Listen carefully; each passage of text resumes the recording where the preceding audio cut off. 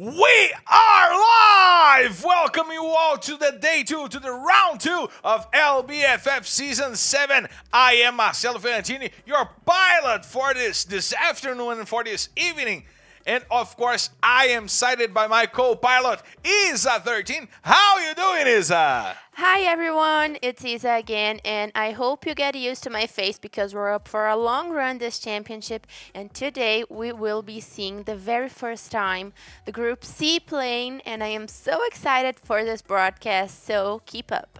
And of course, you are invited to join us on the chat of here in the chat of YouTube, and of course in the social media at FF Esports BR, and on my social medias at Marcelo Ferrantini, on Isa's social media at Isa13X, and we'll be bringing you guys for this day that we will have newcomers in this Serie A, teams that are coming from Group C that did not play yesterday, and teams that came from Serie B to Group C that did not play yesterday. So lots and lots of new players, new faces for you guys to meet today, right, Isa?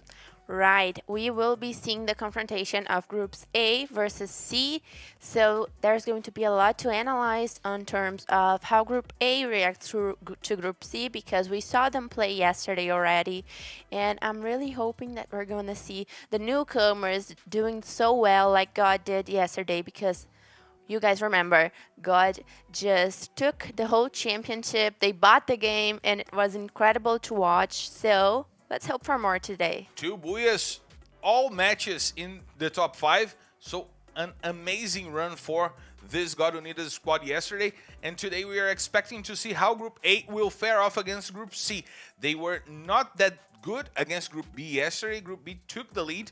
And now we have to see how Group A will fare off against. We will soon have the schedule showing up on the screen for you guys to see which teams will be playing here today. But we already anticipated to you, it's Groups A and C. Some of the faces we saw yesterday will be here today as well to bring you guys the thrilling emotions of LBFF Season 7. It's just starting. There are 9 more weeks coming in for you guys. The largest LBFF in history. So take the taste in the beginning so you get to know what is good for you in the long run, right, Isa? Right, we are going to have so much time for all teams to develop and adapt their games, which means we are going to see a lot of differences from gameplay style changes in the beginning and in the end. And of course, we have the schedule on the screen for you guys to watch. Our position is getting it ready for you guys to see which teams are coming, but we have to talk about the newcomers, the Magic squad that came from Serie B, Liberty that also came from Serie B. Two teams that broke barriers on the Access Group phase and came to Serie A in place of teams that we did not expect to go to Serie B, right? Yes, and Magic Squad, who is one of our debuting teams today, has counted with 2 amazing players which we've seen in the past seasons who are Godkill and Bobs. Bobs and Godkill were great highlights from the couple of last seasons, and we are seeing them play for Magic Squad alongside with the rest of the team who were in the B series past season. So we are going to see how this team adapted because they're a new team and they're a new squad, and the whole point. And I'm hoping to see a good performance because they have that experience, and the coach for Magic Squad is Lukingi, who is the only coach that was a champion of the LBFF. He was the champion of the first season of the LBFF, and now he's the head coach of Magic Squad. Let's see how this former legend of the league will fare off as a coach, and we got to check out the standings for you guys to see how Group C comes into play for this Sunday. We have Corinthians, Liberty, Los Grandes, Magic Squad, Metagaming, and Tropa. Some of those teams really shaken and really changed from last season, like Corinthians, who lost Ousado, who lost Bobs, as you said. We have Los Grandes also changing the team, losing Mamute, losing Rafa X. We have Magic Squad, the newcomers, Liberty, the newcomers, Metagaming changing the whole squad, Tropa also losing some players.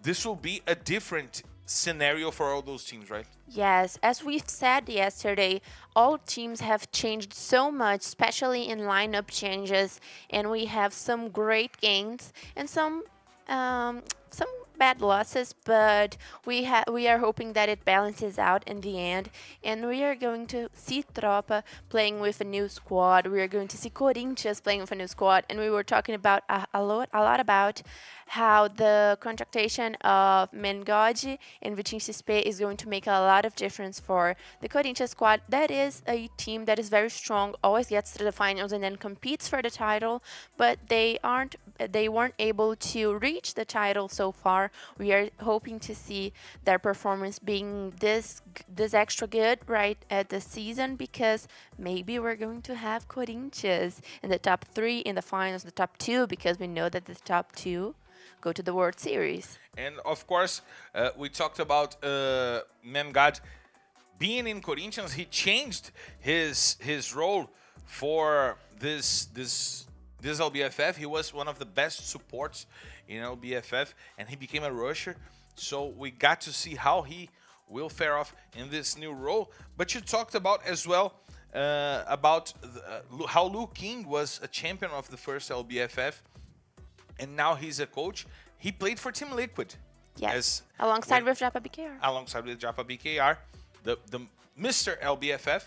And Team Liquid has a renewed team, has a renewed squad.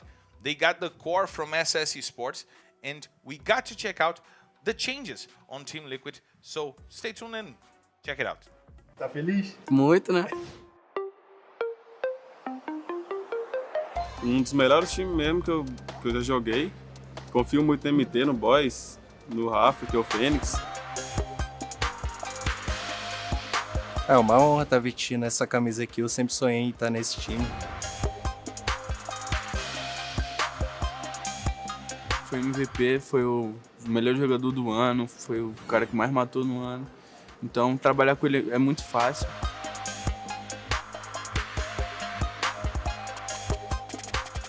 É aquele cara que abre a diferença, ele abre a vantagem sempre, tá ligado?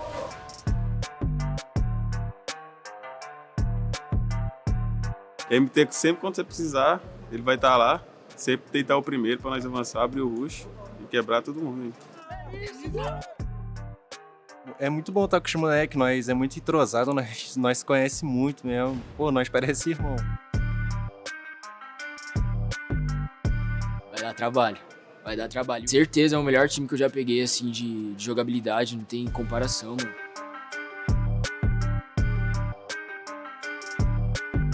Qualquer lugar, qualquer jogo, qualquer lugar do mundo ali que tiver sempre tá pra tentar disputar título, pra tentar ter os melhores.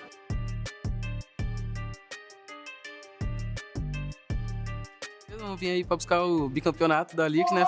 Foram campeão da primeira e agora vamos buscar ainda essa Season 8. Eu sou Liquid! Hashtag eu sou Liquid. We gotta say, Buton is so cute. He is one of the cutest guys He's I've cute. ever seen.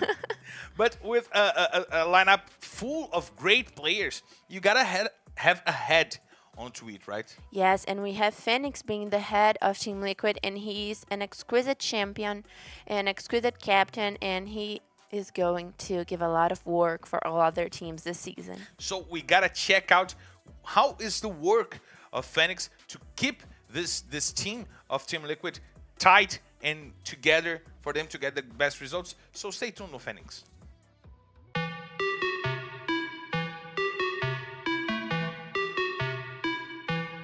Uma sensação única, né? Cheguei a falar algumas entrevistas antes aí que é o lugar onde eu sempre sonhei estar, tá ligado? É o time que eu almejei chegar e depois de 2 anos aí eu consegui. Então vestir essa camisa aqui é uma honra pra mim, mano. Eu sou Liquid!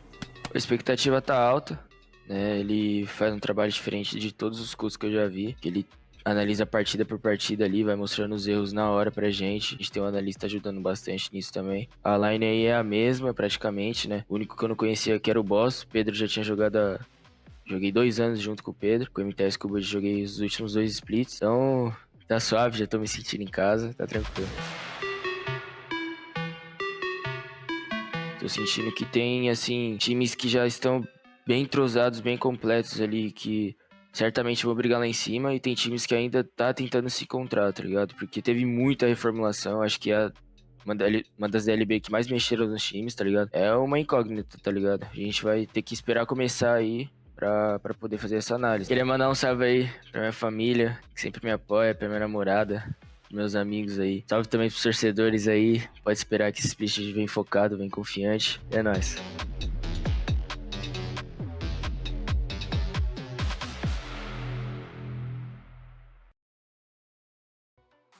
We talked about Butt being cute, but Phoenix is also cute, and he looks like the nice guy, right? He looks like Mr. Nice Guy. He does have a nice face. Yeah, he's the correct man. The guy who goes to work, comes back, kisses his wife, has dinner, and goes to sleep because he has to work next day. But we have to work today. The maps are on the screen. The usual rotation for today, for this round 2 of LBFF: Purgatory, Kalahari, Bermuda, and then what? Repeat. Purgatory, Kalahari, Bermuda. And we're getting ready to take off, but we know that we're heading to Purgatory, a map that is historically dominated by teams like Loud and Corinthians. Yes. And Corinthians is coming here today with a changed lineup, and they can start their domination in Purgatory. Yes, and I hope so. I also hope that we are going to see a better performance of Team Liquid and also Vivo KG, that are veteran teams in our LBFF, and they didn't do so well as we expected yesterday, but it's the beginning of the championship. We're going to cut them some slack, but I am hoping to see a better performance today, and I am so anxious to see the newcomers because we don't know their gameplay style. We don't know how they will do, and that is going to be interesting. But we're having some issues here that the control tower is telling me that we're clear to take off, so let's hit the skies! Ladies and gentlemen, for the flight R2D1 heading straight to Purgatory. This is your captain, Marcelo Fiorentini, and by my side, Michael Palladines. I invite you to loosen your seatbelts, fasten your boards, cause it's time to drop Isa! Purgatory on the screen, the classic first map that we have on LBFF, and we are already seeing Vivo Cage going to their standard call or Forge. No teams ever choose to fight Vivo Cage in this drop call because they are so strong on it, and I'm hoping to see if the teams are going to engage in drop call fights, and we are seeing a lot of congestion in the ski lodge area. And that's exactly where we're going right now. We have Metagaming over there, and we also have Nitrox. Nitrox, who had a great day yesterday, finishing off in the second place in the table. They can try to get to the first place and to hold on to it in this second day of competition. We will have God Unidas coming back tomorrow for more 6 maps onto their side, but they can finish off this Sunday ahead of them, and they are already trying to get some kills onto Metagaming, but Meta seems to be now safe inside of the ski lodge, is it? Yes, but at the same time they are safe inside the ski lodge, they are going to be marked by Nitrox in every single way out they have. So it's going to be hard for Meta to get out of ski lodge, and of course they are buying a fight that with the best team, the team that is leading the group B, and now Vivo KG also engaged in the fight. We have now 3 teams really close to each other, despite Nitrox leaving a little bit of space for those 2 teams.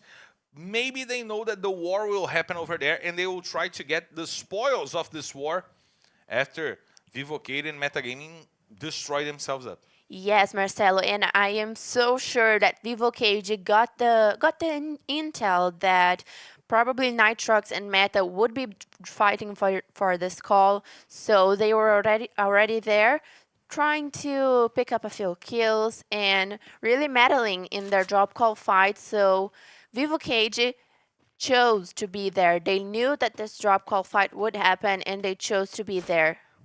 They chose indeed to be there. It's not their usual drop call, as you said. They are rotating right now, and now we're watching Dead God over there. Dead God is the second player today, is the second player in the history that today is getting to his drop number 400. The first one was his brother Japa BKR that happened yesterday on map 5 So now 2 players with 400 drops in the history The of LBFF brothers. The LBFF brothers, Mr. LBFF and the King of Death, Death God. Yes, and now we are seeing Nitrox, and this smells like the beginning of the competitive season. It is almost mandatory that when we start the league, some teams choose to battle for a drop call or a position, a rotation. Because it is so early, it is valid to take risks for whatever they're after, and then when we get close to the finals and the punctuation is more important, and I'm sure the public loves as much as I do to watch this fight and to watch this kind of fights. But we are seeing right now Nitrox kind of retreating from it. They're probably going to run into Liberty because Liberty fell in Moat House, and maybe they are going to pay for this rotation. And Nitrox is in their 3rd season here in LBFF. They came back. They came to Serie A on LBFF season 5. They came together with me. It's a team that I like. We got to LB all together, but they've always been a team that gets to the finals but don't perform well in the finals. With the arrival of Prozin coming from a title, being relevant and important for this B4 squad, the champions last season, do you think that he can bring that tenacity that this team needs to get better in the finals? I think he definitely will bring a better chance, a better shot. If they're going to compete for the title, we will only see in the day of the finals. But I would like to talk a little bit about Los Grandes. That is a team that have had ups and downs here in LBFF. They've gone through a relegation, but they are back as strong as ever in the A series, and now they're playing with a very strong squad because this squad used to play for Santos in LBFF 3. I don't know if you guys remember it, but they ended up in 1st place in the classification part of our championship. So they are very strong. They usually made a very leveled performance, and they never went bad. And I'm hoping for that. We have Fawn entering the squad, and he's an amazing support. But also we are seeing right now some shots of shots Bobbies being fired. Yeah. Bob's trying to find the players from before. But we were talking about Los Grandes. They got Fawn as a great support, but they also got a former MVP in the form of Juan. Yes. We gotta talk about it. Very because strong. He is indeed a very strong player. He was the core of that Santos squad that got to the 1st place in the group phase. And he's a player who is always dangerous. He was part of the core of the B4 squad that won LBFF last season, and he is a former MVP. Yes, Juan is a very strong player with a lot of history in LBFF.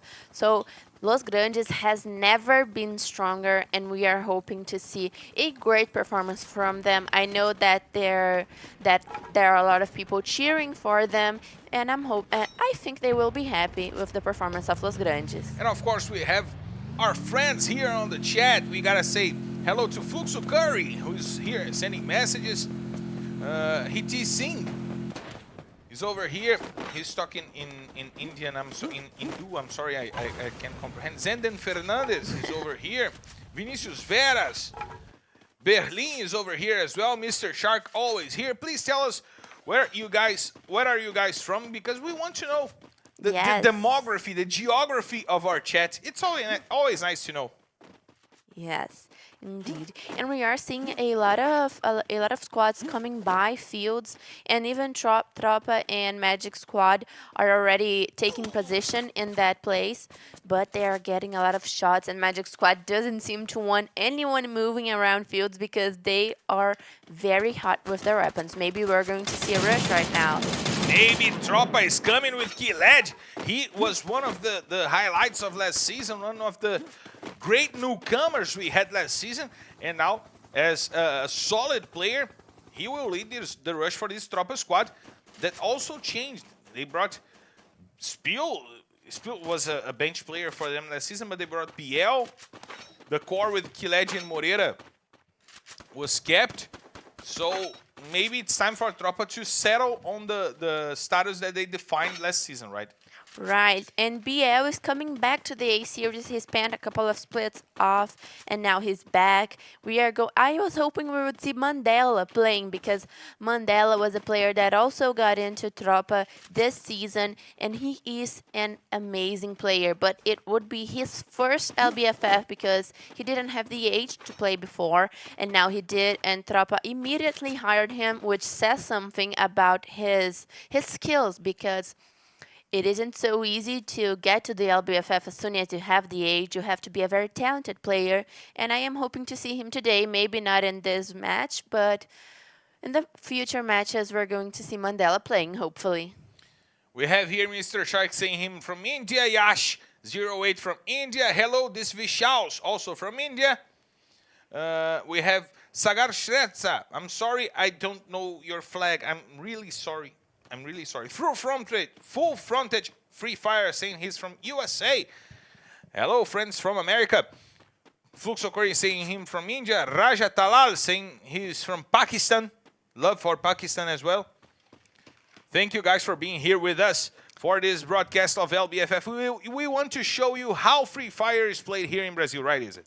Right, and it is amazing how teams play. Free Fire is a very strong game in Brazil. Really, there's so much people that play and so much dreams involved in the Brazilian Free Fire. I think it's so great that we are having this broadcast to show our game to the world. And I myself play Free Fire, so I am so excited to be here praising alongside with you this great level of competitiveness. And we are seeing the safe zone shifted to fields where there are already a lot of squads, a lot of a kind of a mess around their fields. But the squads that aren't inside the circle right now will have a hard time to get in, I'm sure. But differently from what we've seen yesterday, almost 10 minutes into the game, no kills up until right now. We still have all 48 players into the match, and no one was revived. It was simply no kills happening, right, Isn't? Yes, no one was eliminated yet, which builds the emotion for the first kill. And we'd like to know, who do you think is going to be the first kill, the first eliminated, who's going to kill that person? And so far, I'm thinking that it's gonna take like a couple of minutes to get to the first kill because we have all squads just making their position, just aiming for enemies, and no one is betting on making an aggressive advance at this point, and the safe zone is just shrinking. Let's see how it will force move. It forced Nitrox to go after the players from Liberty. We see tThe taking some shots over there. João is trying to find a good spot. João, the best nickname from LBFF, we gotta say it.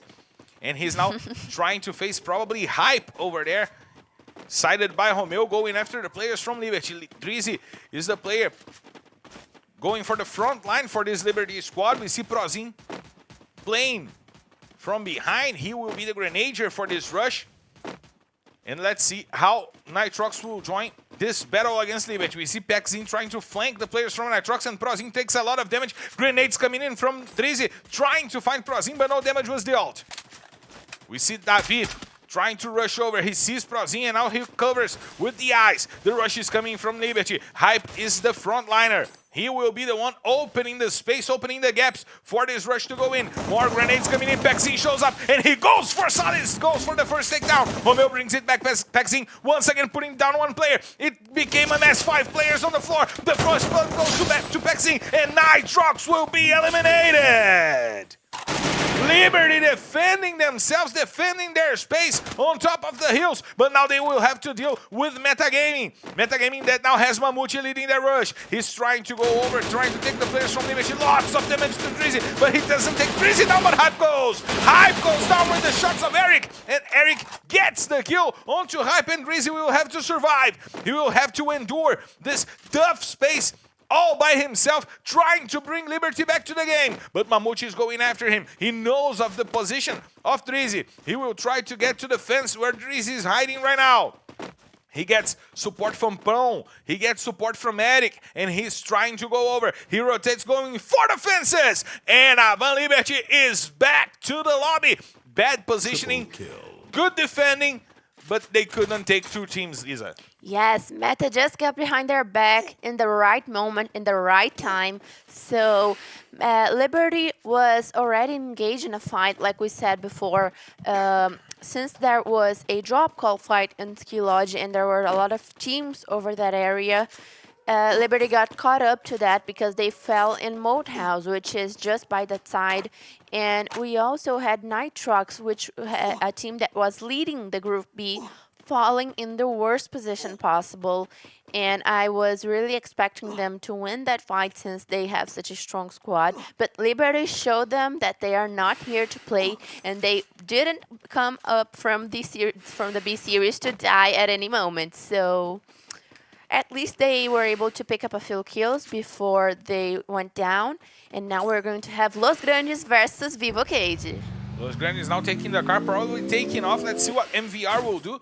He just moved the car. He just made some noise, maybe to attract the players from Vivocade. Let's see what will happen. He uses the ice to protect himself. It's MVR a trap. is a great player, and it's probably a trap. There are grenades coming in. General will put Juan to the floor. Vivocade scouted that trap and got advantage to start this battle. Now we see Gus trying to use the grenade launcher to get some shots out. General finished off Juan, and Vivocade will have the advantage. We see before also fighting against Team Liquid on the other side of the map. We see Los Grandes trying to deal with Vivocade while we have a 3-way fight between between Team Liquid, Netshoes Miners, and we had another team into that fight, but now Team Liquid is out and back to the lobby. Let's see how Vivocade will fare off in this fight. Fonzin puts Modestia to the floor. He's using the AWM. Great sniper. Fon had a great run for Real last season, and now playing for Los Grandes as the support for this great squad that Los Grandes formed for this season. Yes, and Los Grandes seems to be losing that fight, and right lost, now indeed. they are eliminated. The light has gone off for Los Grandes. And now we see before going after the players from... We see Corinthians going after the players from Cruzeiro who were fighting before. Band goes to the floor while Vitinho Xpet tries to use the grenade to divert the attention and for him to help his teammate, but Zenak will also go to the floor. We see Metagaming joining that fight as well, but 2 players go down. Kawe tries to bring it back, puts Hazur to the floor. Kawe still trying to use the snipers to finish off Hazur. He goes for the shots, finishes off Hazur, but Corinthians takes 3 players from Metagaming to the floor. But Metagaming and Kawe does it all! 9 kills for Metagaming, and Corinthians are back to the lobby. Nice job by Kawe, but now Giga tries to finish off the match with the shots, and he will eliminate Kawe! What a great play by Giga. He was alone and he was still able to not fully, but he helped wipe out Meta. And this match is really an insanity because we had a lot of confrontations bursting right at the end of the match. And I would also like to point out that Bungie is debuting for Corinthians. It wasn't Mengoji who was in the casting of Corinthians, and Modestia was also saved by the revival resource. He was revived indeed, and now Vivocade will have all 4 players for this last run of the first map of the day. Now we see Netshoes Miners taking some damage from the great Shinei. Shinei's over there, getting some shots down. He puts Rick to the floor, but he will be helped by Broilo.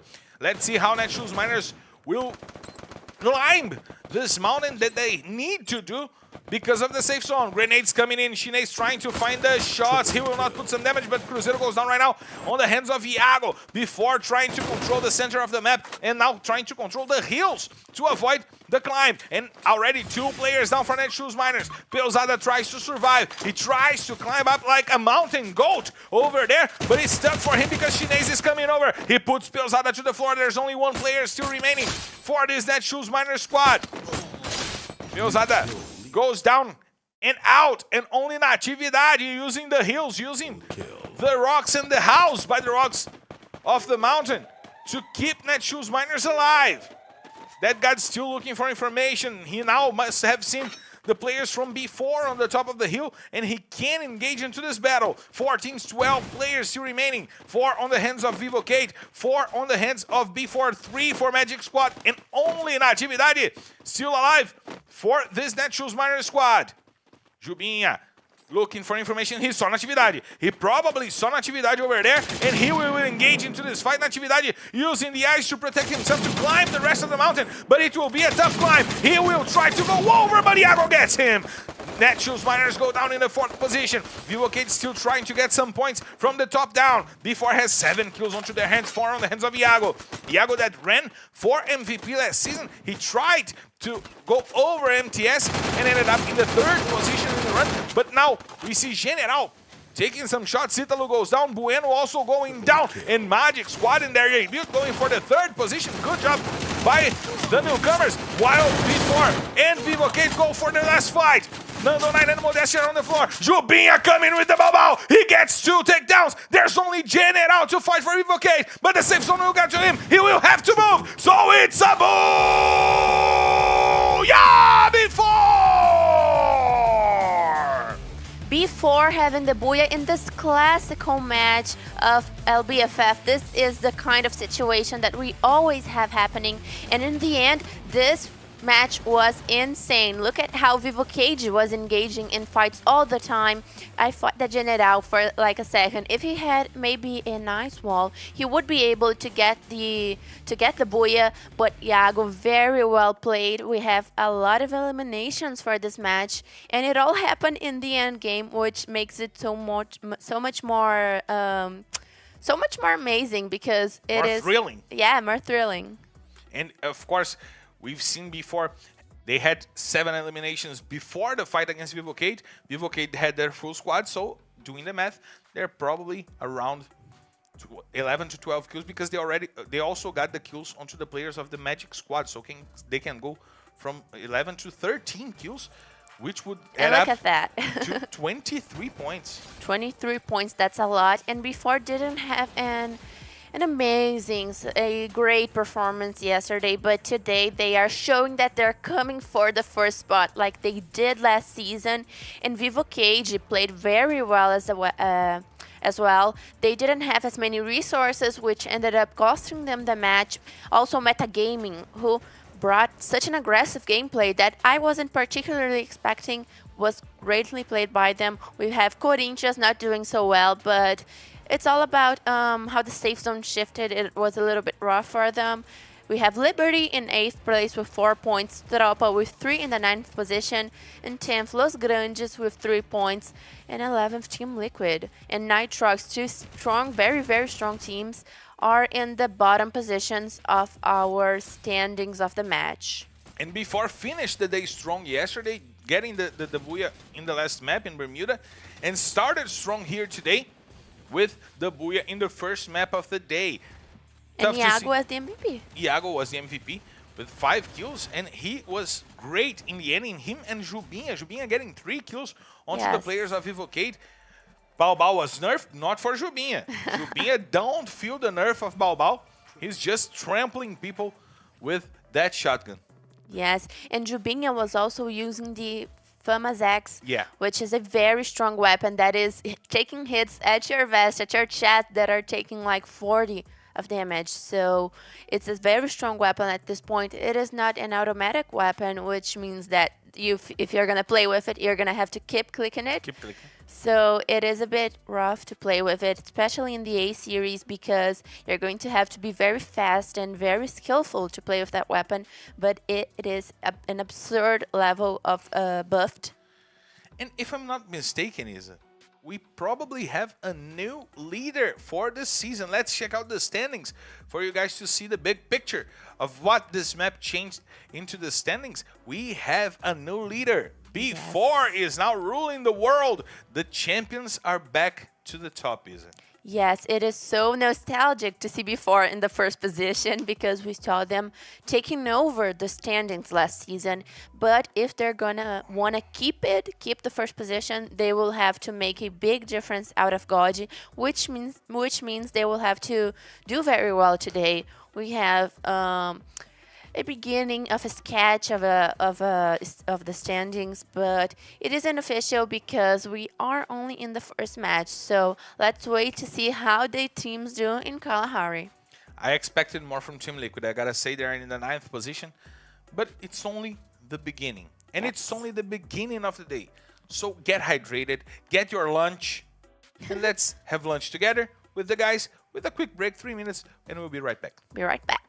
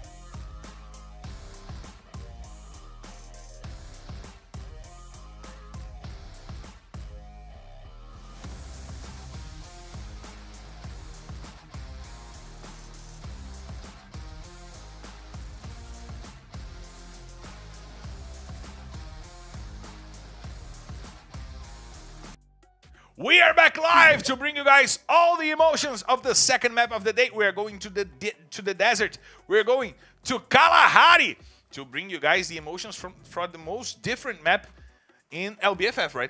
Yes, right. And that's gotta have been the fastest, the quickest lunch ever because it was a 3-minute lunch. I ate 2 nuggets. 2 slices of pizza I weighed. You can eat a pizza in 1 minute. Yes. Yeah. That is my best skill. That's the lore of Isa13. He can eat 1 slice of pizza in less than a minute. Yeah. And the expectations for this match of Kalahari are definitely drop call fights. I always love to see them, and we're going to see if the airplane route is going to be a bit different and a bit difficult for the teams, because when that happens in Kalahari, it's different than when it happens in Purgatory and Bermuda, that teams are accustomed to running to their drop calls. Since Kalahari is a new map and it is a lot more open, when the airplane route kind of shifts to one end of the map, it is so hard for other teams to get to their drop calls, and we end up seeing first kills very soon in the match. So let's see how this goes. I want to see, because I love Kalahari, the best map of the rotation, the map for the supports, the map for the snipers, because it's so wide open that you can see a man running in Bermuda. It's so open that if you look at the edges of the map, you see Bermuda, you see people running in Bermuda. Great map for you to play with snipers, but a map that can change some things on the standings. A map that Nitrox runs well. A map that Corinthians runs well from control post, teams that can take the domination from what we've seen yesterday. Yes, and we are going to see that right now. Because we're clear to take off, so let's hit the skies! The engines are running. I can hear the engines running. It's running! Ladies and gentlemen, from Delayed flight flight. R2D2 heading straight to Kalahari. This is your Captain Marcelo Fiorentini. And by my side, my co-pilot Isa invites you to loosen your seatbelts, fasten your boards, because it's time to drop, Isa! Second map in the day, we have Kalahari, and we are seeing Vivo Cage again making their standard drop call in Stone Ridge. Now we are seeing the blue zone in confinement, and Team Liquid is going to do very well with that. We are seeing now new teams like Magic Squad going towards the Mammoth area. And where is Liberty? Going to the Old Hampton that we were talking about before. Liberty is making their way, and the airplane route didn't make it so easy for them. We see that they are running a little bit before in their standard, it is their call. It should be called before refinery. There are two certainties in life: death and before in refinery. Yes. It's never different from that. And of course, we'll bring you guys from the chat over here to the broadcast. CC Suk from India over here. Kavin MSD saying Magic Squad is famous footballer Ronaldinho team. You're saying that. You're Yes. the one saying that. Yes, You're the yes. one saying. Yeah, of course it is. It's the great bruxo Ronaldinho's team. Mr. Shark is over here. Dominators also here. FF Anushka saying we are OP. Oh, Let's go. great. Thank you, Anushka. Izumi Uchiha is over here as well. King Now. Diego Luz saying you're wonderful. Thiago X saying you're perfect. I know she gets all the compliments. I know. I get it. I get it. I see you guys. And of course, invite your friends to watch here with us. Duraya Shatrissa is over here saying our casting is amazing over as well. Thank you guys for being here with us. Invite your friends. Let's make this a great international community of love and Free Fire, right? And now we have fun finding Giga and trying to get the first blood as quickly as possible. Giga is far away from his teammates. He will have no support if Los Grandes decide to trample him. But Los Grandes chose to run away. MVR and Fon are leaving that spot. They don't have the information that Giga is really far from their teammates who are in the sanctuary. And they are leaving for the playground. Yes, Los Grandes with their amazing team. We're hoping they do better in this match. And Giga already seemed to have got up with his teammates. We are seeing a not a very slow, but a very calm so far match in Kalahari. Yes, but this map, if it stays like that for too long, it's going to be like last match, and it is going to burst at a point that we have so many confrontations around the map that we can't even talk, we can even breathe. So Vivo Cage is still making their standard rotation. They always go to that spot in the map that is the safe haven. Yeah, the safe haven. Sorry, forgot that. The safe haven, and a lot of congestion in the refinery area, which might lead to some early on confrontations. And now we see Cruzeiro finally getting together. Giga is still away from their teammates, from his teammates. Now getting close to Rush, to Menor, to Trap. Trap, who was a sensational player for Serie B last season, runner-up of the MVP list, and almost got to Hender on the end of the run. Yes, very skillful player, and these skills are counting right now because Cruzeiro is already punishing Los Grandes. Fon gets down and he pays for not daring to go against Giga when he was by himself. Now Trap gets Juan. Los Grandes loses 2 players quickly, and they will have to deal with the rush. Look at Trap getting Juan once again with the grenade. Now he's trying to get the other player who's over there. It's MVR who was trying to save Juan, but MVR will put Rush down. Rush will bring it back with the help of Trap. Trap gets the kill on MVR. The first blood goes to the hands of Trap. Gus, nice grenade shot, putting Rush to the floor, but Trap brings it back and finishes off Juan. Only 2 players to fight for Los Grandes. Grenades from Trap once again! Go B for Trap! 3-point shoot, putting Gus to the floor, and he might get his 3rd kill of the day. As the other players from Cruzeiro go over to try to take Fawn, the last player from Los Grandes, trying to survive inside of that skit, and he will not be able to because the rush is coming. He puts Menor to the floor. He tries to take some points. He tries to take some kills for this Los Grandes squad before he gets eliminated. But Trap gets the quadra kill. Cruzeiro is in the hands of Trap. And Los Grandes are back to the lobbies. Trap is an amazing player. He was able to fully wipe the squad of Los Grandes, which we were talking about because it is a strong team. So Trap, congratulations. And we have Cruzeiro waking up to their game. They didn't make an amazing day yesterday, but now they are up for a new confrontation with Nitrox that is already aiming at them. And Trap goes down. Trap goes down and goes back to the lobby. Nitrox was well positioned, and they intercepted this retreat from Cruzeiro. And they have a great position to avoid Cruzeiro from coming up on the hills, because they have full open view and the positioning advantage. And Netshoes miners are coming from behind. Cruzeiro will be sandwiched. They will not be able to fight against the 2 teams at the same time. One more player going down. Now there is Giga to fight against Netshoes miners, and we have Menor to fight against Nitrox. Tough positioning by Cruzeiro right now, and it seems that Netshoes miners saw the players from Nitrox and they decided not to engage, Isa. They got the kill and they decided to engage. Yes, Cruzeiro is still there, alive and gasping for their rotations, because it is going to be hard to get out of that position. And we have Netshoes miners who didn't do so well yesterday. They were one of the bottom teams of Group A, and right now they are striving to make a better performance in Corinthians. Again with Bungie.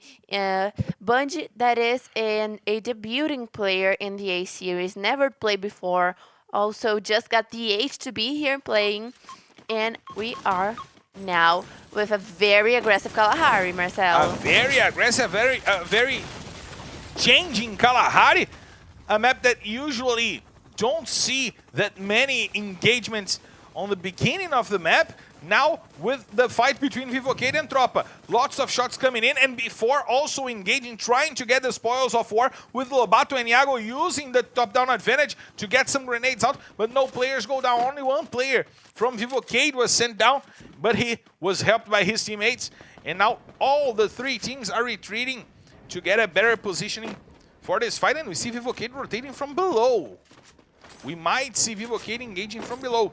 Garena Free Fire Brazil, a profile named Garena Free Fire Brazil, saying that it's the invasion on the live from Marcus Clips. Thank you guys for coming here. Spirit Gamer SG79 is here as well. Tamid Ahmed Rifat saying love from Bangladesh. Thank you guys from Bangladesh is over here. We have Ritit Singh over here as well. Love for you guys all around the world. Tell us where you guys are from. We love to know where are you watching. And of course, call your friends, invite your friends to watch it here with us. Let's make this a great international community for Free Fire. Yes, let's.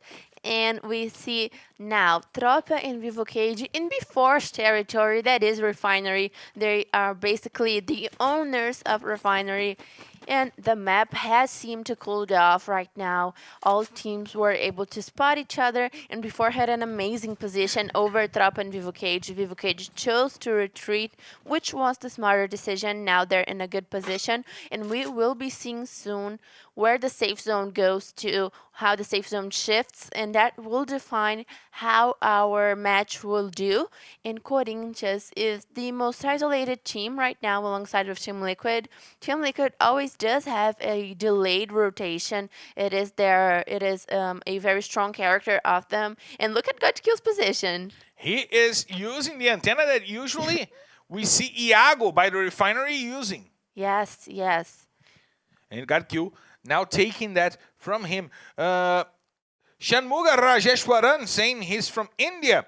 Spirit Gamer SG79 also from India. Sakib Sheikh from Bangladesh. Sabir from India as well.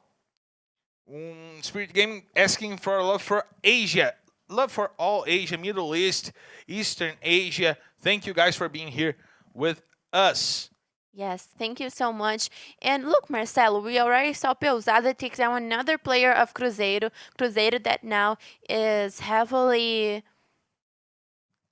Downgraded. Yes, that was the word I was looking for. Thank you so much. I love how Marcelo can read my mind sometimes. Can you read my mind? It's the Killers. This is the Killers. This is new. Okay, I know about them. I just don't know that song, but I know about them. This is one of their best songs. Read My Mind. Great song. Great. And Netshoes Miners still didn't go after the full squad wipe. So interesting to see how they're valuing the position. Of course, we have here on LBFF the Booyah being worth more points than anything. So maybe they're really hoping for the Booyah. But look at that, at how crowded it is, this region of the map. We are going to have so many eliminations. And if the safe zone closes, including the refinery, before is in line for a double Booyah to start the day.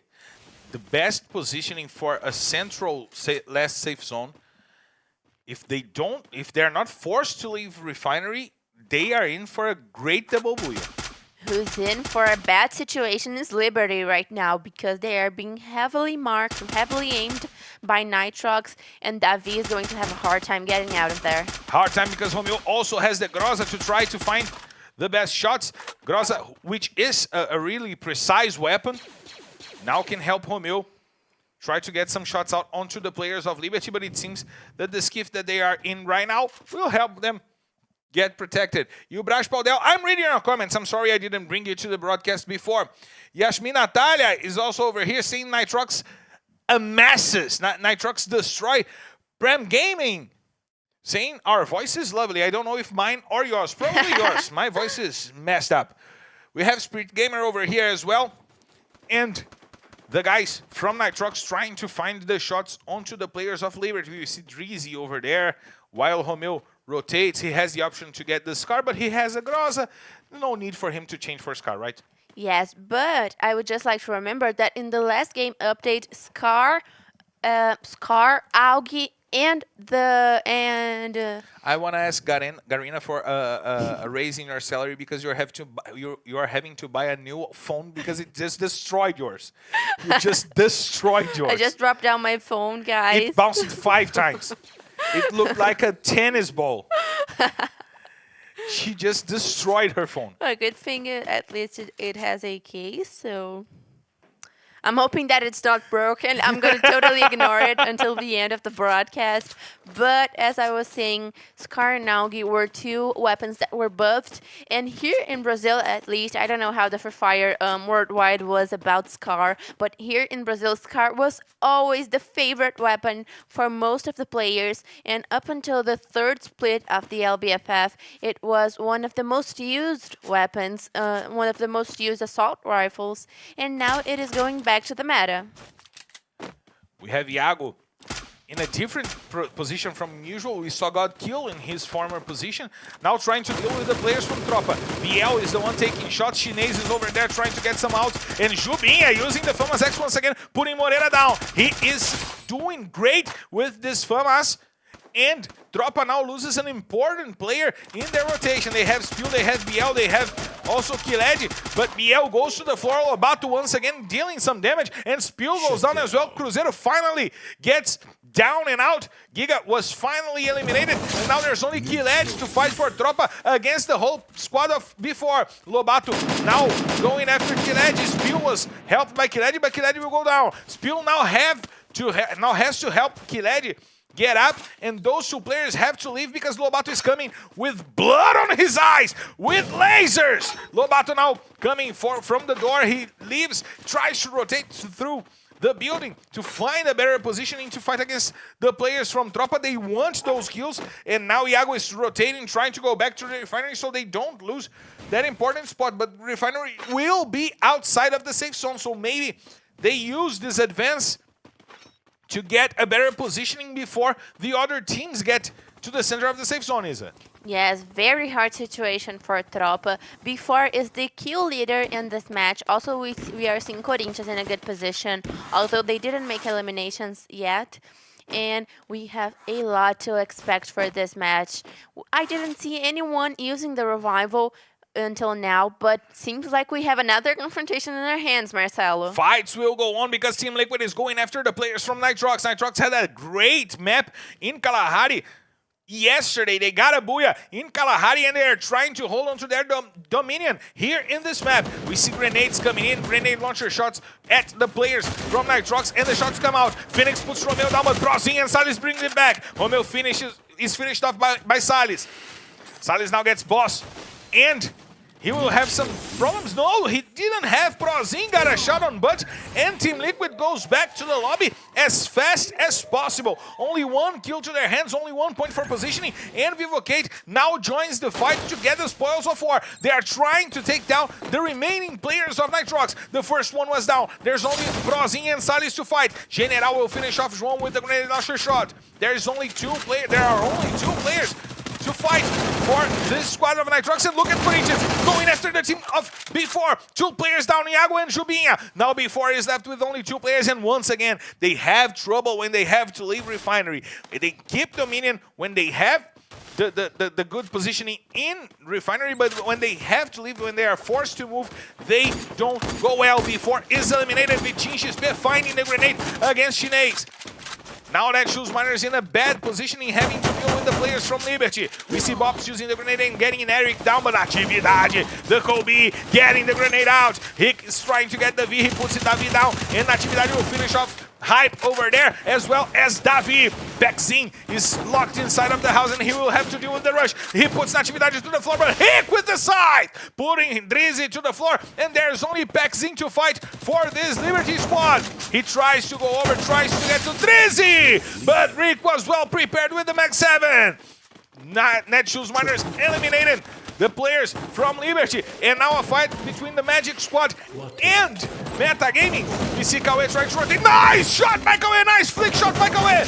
The Dropper Squad also go down. Bueno putting players down here and there. The Magic Squad tried to get away from the Metagaming squad, but they were not able to. Hazur gets the kill on Kawe. There's only one player to fight for Metagaming. He tries to take the top-down shots onto the players of Metagaming as well. Nitrox, we see Vivocate down there. Metagaming now goes down 3 teams, 11 players still remaining. Netshoes Miners trying to take the good spot, the safe spot over there, but the safe zone will push them inside of the circle. Now we have General with the grenade launcher shot. 2 kills, 2 more kills for General! Destroying Corinthians over there! Vivocate is showing their fangs. They want to take a bite at the booyah, and they only have to deal with that Shoes Miners for it.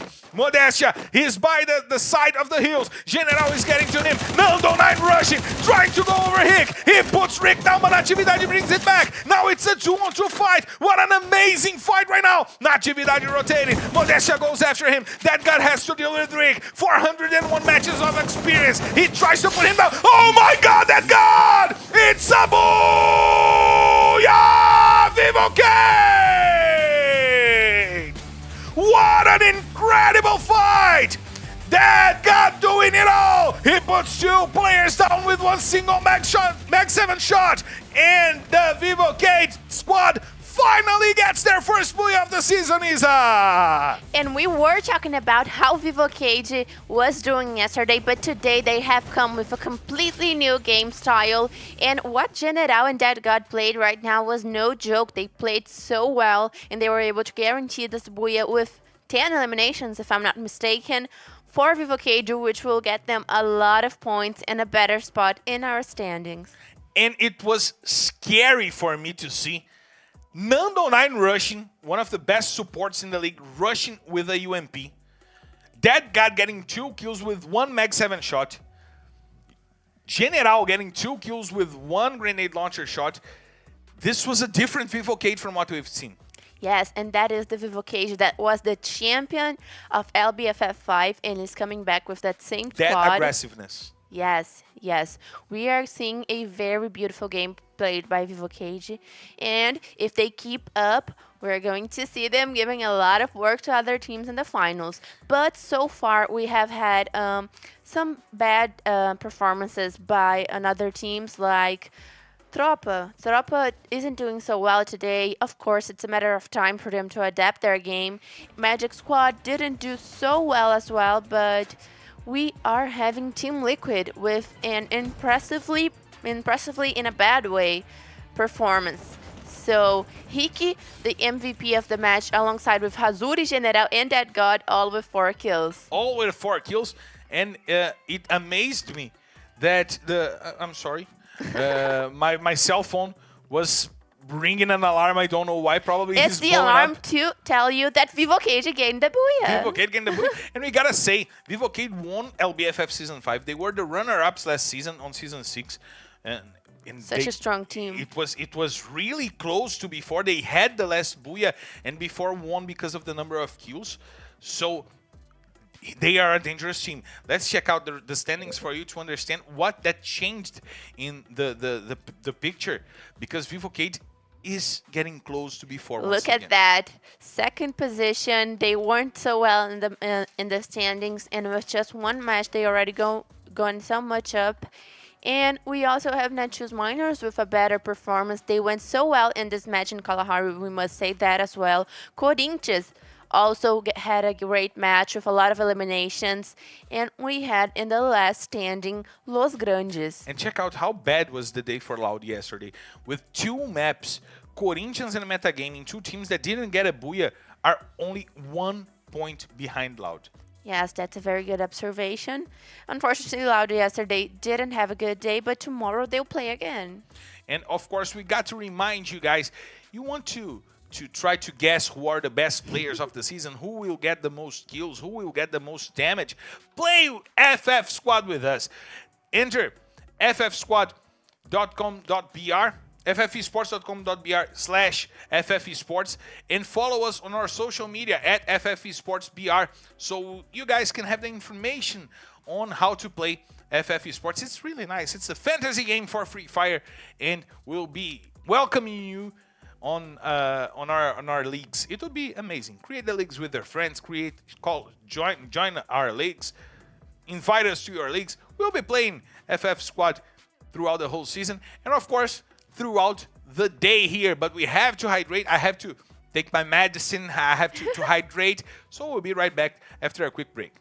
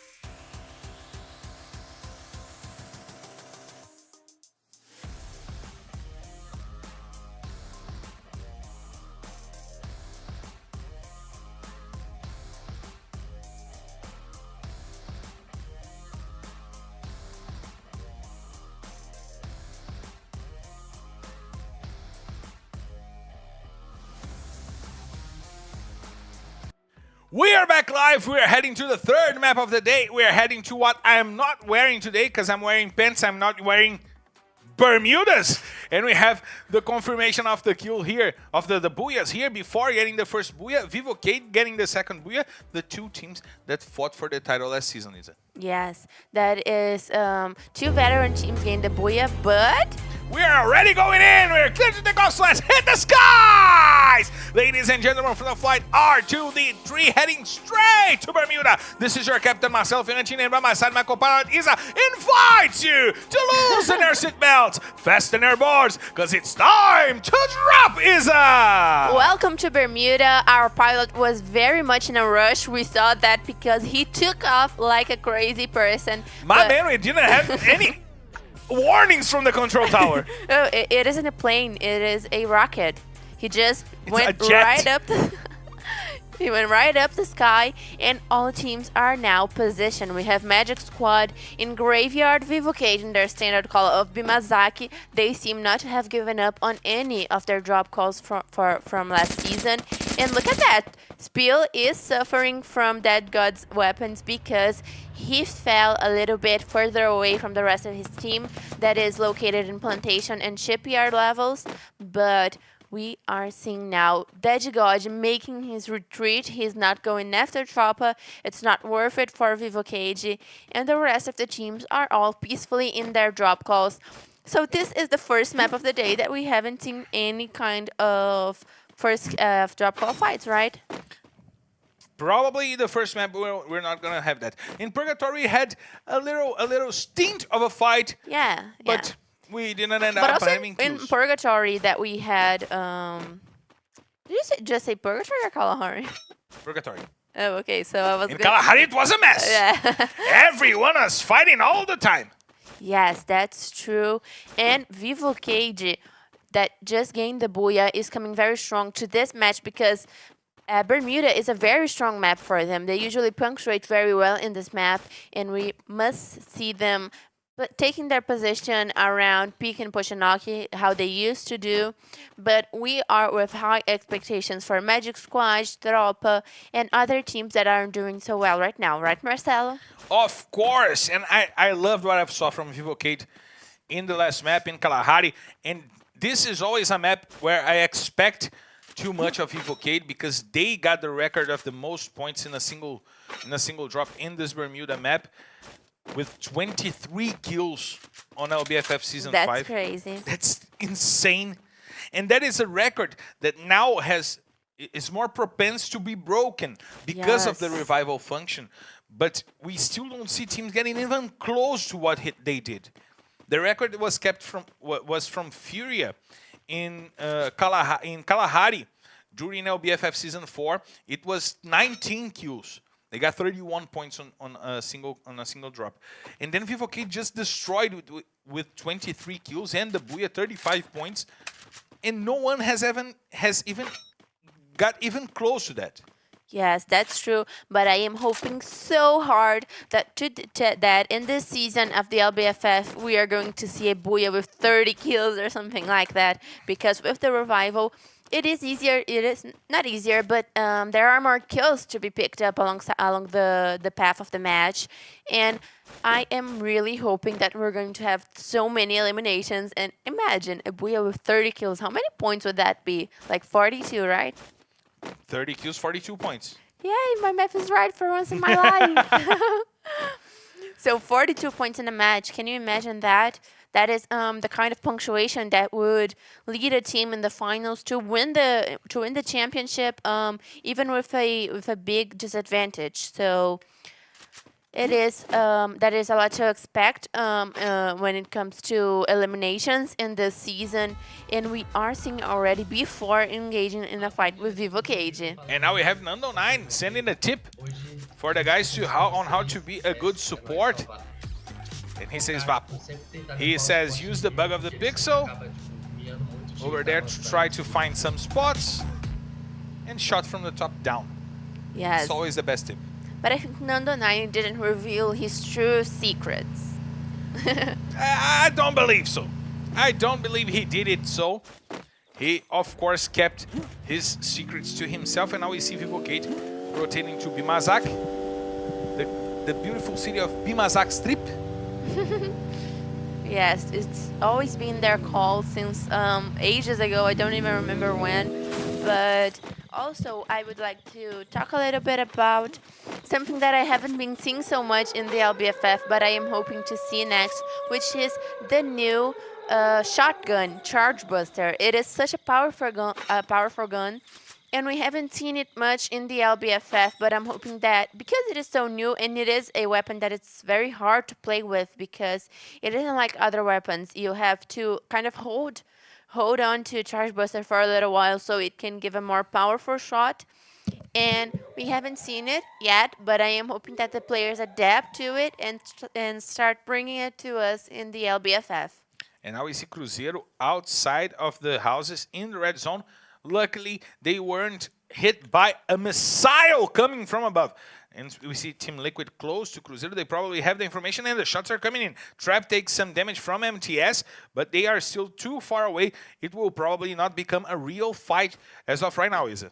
Yes, it will probably be a little while before teams engage in any fights. Take a little time.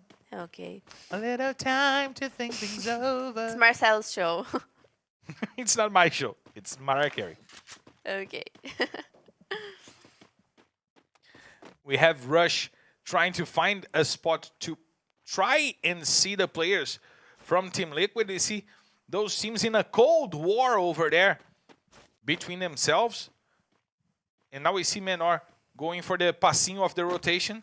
Menor, who is using alongside with Trap the Chrono, even though that character was highly nerfed. Both players on the team still playing with it, which is a little shocking to me, particularly. Now we see General trying some shots onto the players of Los Grandes. Vivocate with a good positioning by the edges of Bimazak, holding on the door for the teams going through that city. We see the drone passing by with the minimap, and we're watching to see if that will become a real fight. Guz over there rotating through his weapons. Juan also rotating through his weapons, using some medkits to heal. And maybe Los Grandes will try to take outside of Bimazak's streak, but that got already dealing some damage onto themselves. Shoutouts to Ayush Pandey over here, saying that most here are Indian. Welcome you all from India. tThe Enslaved over here. Flow Decent is here with us. Fluxu Curry also here. Everyone, welcome here. Jennifer saying we are too good. Thank you. Thank you, Jennifer. And Liberty is aggressively advancing at Team Liquid right now. MTS is already on the ground. He was saved by his teammate, but look, Marcelo. Let's see if this fight will go on. Liberty finding the players of Team Liquid, trying to get the shots onto Phoenix. Bexin is the frontliner for this rush. Grenades coming in from Drizzy. He is retreating 8 minutes into the play. Probably the first great fight of this Bermuda map. tThe trying some shots out. He will try to rotate. He enters the zone. Hype will put the first player down. Phoenix is the one down. Bexin gets the kill, but MTS brings it back with the grenade. He kills tThe. He eliminates tThe and sends him back to the lobby. Let's see now a 3-on-3 fight between those two teams. Drizzy using the side to try to close the distance. Boss will put him down with a nice shot from the XM. And Buton brings it also with the next 7. Only one player to fight for Liberty. Bexin tried to bring it back, but Liberty is going back to the lobby. On the account of Team Liquid. Finally a good fight from Team Liquid, Isa. Yes, a great fight for Team Liquid. And they lost a player, but they can revive him. So let's remember that. And look at that fight inside the gas zone. Netshoes, Miners, and Meta.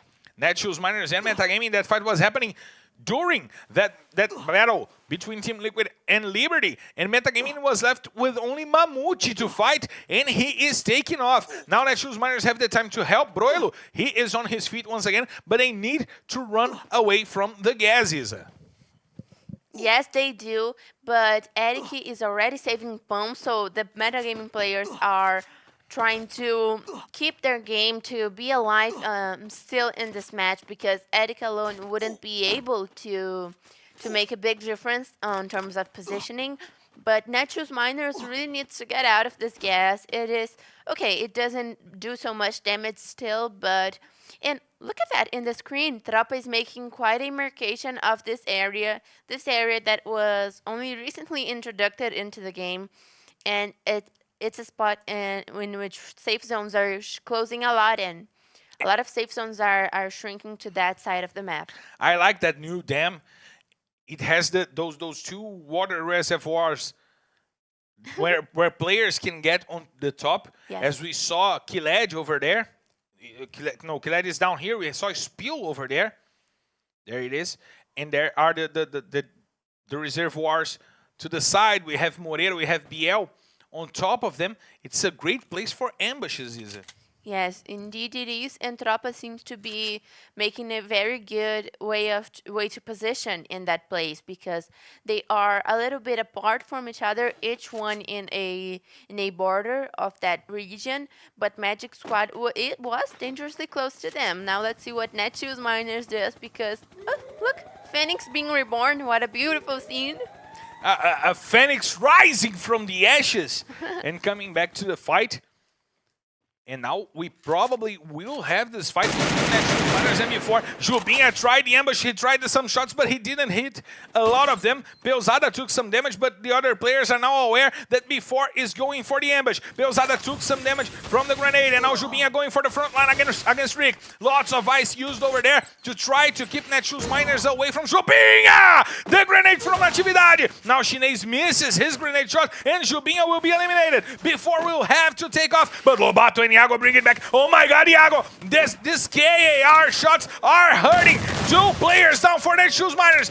Before he's bringing it back on the heads of Iago and Lobato. Once again, Iago and Lobato making it count for before. Chinês, the grenades coming in. Natividade sending his grenades to the other side, trying to find the shots, but Iago was there with the mini. Uzi, he puts 2 players out. Lobato also gets a kill, and before sends Netshoes Miners straight to Purgatories. Yes, Netshoes Miners that had before the numerical advantage was still not able to fully wipe before was able to keep with 3 players up, even though they lost Jubinha so early, and they really turned that situation around, and now they might save Jubinha. It seems like Lobato is approaching the store to buy Jubinha off. They will try the callback for Jubinha to beat once again a fully squad. 10 teams, 38 players standing. 2 players still down. It's Jubinha and a player from another team. Jubinha is there, revived, and he will loot himself. The best thing about you reviving your teammate close to where he died is that he can loot himself. Yes, that's very, very true. That's a good observation. And there's a lot of loots because they also wiped Netshoes Miners. So Jubinha will, I'm sure, have a party with these loots. Of course, we gotta explain, you guys. When you die and you're revived, you drop back with no loot. You only have a pistol on your hand, and you have to loot yourself to recover everything you've had before. So it's better for you to revive your teammate close to where he died so he can get his equipment back. Yes, and this match is going to be like what we saw in Purgatory in Kalahari. It is going to go to the end game for a lot of confrontations to burst, because we have most teams in a good position, but the safe zone shifted and it went towards Bimazaki. So the teams that were sided by, like Tropa, that were in the sides of the safe zone, will have to approach one way or another. And one way or another. I should have known that. I should have known that. Check your butt.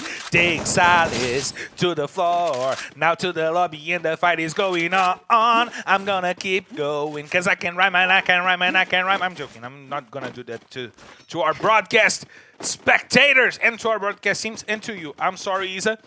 But now we have Team Liquid running and trying to get to the center of the safe zone, but Nitrox top 10 will probably be a problem for this Team Liquid squad. They are trying to rotate from outside of the safe zone, getting some loot. We saw Phoenix over there getting a Kappa 3, a helmet level 3, and the shots are coming down. We saw Nitrox over there. They will be the door holders for this Team Liquid squad. We see Romeo, we see João, we see Prozinho over there. Shots coming in, grenades coming in, and now Boss tries to rush. He almost got caught in the explosion of the grenade, and now he is going with Boot. The two rushers for this Team Liquid squad. Boss and the Boot leading the charge. The ice was broken. Boot on gets one player down, Boss gets the other one. And oh my god! Oh my god! Phoenix gets the shot on João. And Team Liquid vanquishes the whole squad of Nitroxys. And I can't say how well Boot and Phoenix are being a duo of rush. They are really doing well with their rushes, and they're using their shotguns, which are so strong in this meta. So congratulations, Bucci and Boss. They are doing so well. They are doing well indeed, and now we see Vitinho XP trying to hit the shots with the grenade launcher. Lots and lots of people inside of that house that could be dangerous for this Vivocade squad with the approach of Corinthians, with Vitinho having this grenade launcher. Zenak will put Shannon out to the floor. Corinthians trying to rush onto the players of Vivocade. Two of them are behind the ice, but look at that god! Nice shot, but Italo also coming in. The Magic Squad is coming into this fight. Let's see if Corinthians will have the power to deal with Vivocade and Magic Squad. Look at Modestia! 2 players out! It finishes off 2 players from Corinthians, and they will be back on the lobby! Once again, Vivocade, the Mag 7, that god, Modestia, they destroyed Corinthians! Amazing play by the Vivocade squad! Once again showing the prowess we've expected. Now Metagaming is down on the floor before getting the kills. Shine is doing an amazing job against this Metagaming squad. Now Tropa is trying to get over Cruzeiro. Trap is inside of the house. He is trapped inside of the house, but he will put Spill to the floor. Kiledi brings it back, and Cruzeiro is sent back to the lobby by the Tropa squad before also goes down. Meanwhile, the Magic squad is amassing some kills and adding some points for themselves, and Tropa is in a great position for the last safe zone, Isa. Yes, Tropa and also Los Grandes is alive in this match. End of the match, they already have some eliminations, but Team Liquid is in the back of Vivocade. That was the protagonist of such an amazing play right now, but this safe zone is going to be a real mess in just a few seconds because it is starting to shrink right now. But look at Modestia once again holding on the players, and finally Vivocade goes down. Boss gets the kill on Modestia, but not before Modestia could get the kill on MTS. Team Liquid now with 3 players, but 9 kills onto their hands and a good positioning to fight this last fight. We see Tropa with Spill and Kiled. We see Los Grandes with the full squad and the Magic squad with the full squad. 4 teams, 13 players, but MVR now puts Italo to the floor. The first player from the Magic squad goes down. BL gets a nice landmine kill on Gus, and it helps the Magic squad onto this fight against Los Grandes, but they will not be able to hold on to MVR. The MP5 from MVR is singing louder than American Idol. Now we have Juan. He's trying to rotate. He has the help of Fawn over there and MTS. They will have to go after the players from Team Liquid, who now are in equal conditions to this Los Grandes squad because Gus was killed by that landmine from Kiled. He gets also a nice grenade onto Phoenix, and Tropa is starting to destroy the players from Team Liquid, but Fonzin just saved Team Liquid. He left only 2 players to fight, and Los Grandes have the advantage. 5 kills onto their hands. 3 versus 2 in the last fight of the match. Let's see Butch putting down MVR. Great shot. Juan goes down, and only Fonzin remains. So it's a booyah, Los Grandes! An incredible fight between 3 teams, and Los Grandes takes the points, takes the best shots, and get their first win in the season, Isa! Yes, good amount of eliminations for Los Grandes, and what's more amazing about this Bermuda is that the top 3 teams were Los Grandes, Team Liquid, and Tropa that were in the very bottom of our charts, and this is really going to mess up our standings. And number 4 was the Magic Squad, the newcomers, only their 3rd map in the history of LBFF, and they're having good results, finishing 3rd in the first map, now 4th. Good show by the Magic Squad. Yes, great show, and we are having Los Grandes in the first position with 19 points, Team Liquid with also 19 points, 3rd place goes to Tropa, 15, 4th place before, 12 points, 5th for Vivo Cage with 11, 6 for Magic Squad with 8. And the MVP of this match is Killagy of Tropa with amazing 6 kills. Tropa was able to make such a good recuperation game because they weren't with their full squad, but still they made an amazing punctuation. Incredible job by Killed, getting kills with landmines, with grenades, with shots. Good job by Killed, good job by Los Grandes, keeping themselves tight, attacking as a block and not only individually as players, exchanging kills, getting safety kills, and getting 3 players to the end of the match. Cruzeiro in the 7th position, Metagaming in the 8th, Corinthians in the 9th, Netshoes Myers in the 10th, Nitrox in the 11th, and Liberty in the 12th position. No teams with no points. What is good? And I gotta say, our chat liked my singing. Our chat liked my singing. Thank you, guys. I love you all. And the chat is saying I look like, what is the name of the guy? Rocky Bai. I want to see Rocky Bai. Send me links in my Instagram. I want to know Rocky Bai. Thank you guys for being here with us. And we got to check out the standings because we reached halfway through the day. We've reached our 3rd map of the day.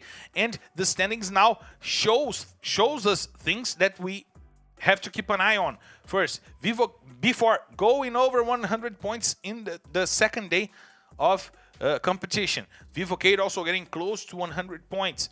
Team Liquid finally climbing the ladder to the 5th position. Cruzeiro also having an okay day and going for the 7th position. But look at the other half of the table. Those teams that are highlighted are the teams that started playing here today. The teams from Group C. Corinthians, Metagaming, Magic Squad, Tropa, Los Grandes, and Liberty. But there's a team in between them. Loud. 3 teams with only 3 maps have already surpassed what Loud did yesterday in 6. Yes, and Tropa and Los Grandes are very close. Liberty is having a very bad day today, so they might be on the same spot that Loud is. But we have before dominating our charts once again, and Vivocade doing very well. I don't remember the last time I saw our charts finishing a week without before on the top of the rankings. I don't remember it. Yeah, that's true. And we also have Nitrox that had a good day yesterday, having not so much of a good day today. They are still in a good position in the standings, but if they are not careful, they are going to lose place for some of the B groupers. And I gotta thank the guys on the chat. TPX Ray Quazal over here, Flow Decent, Ayush Pandey, all here sending us regards. And we'll be right back after a quick break to bring you guys more to the broadcast. Thank you for being here.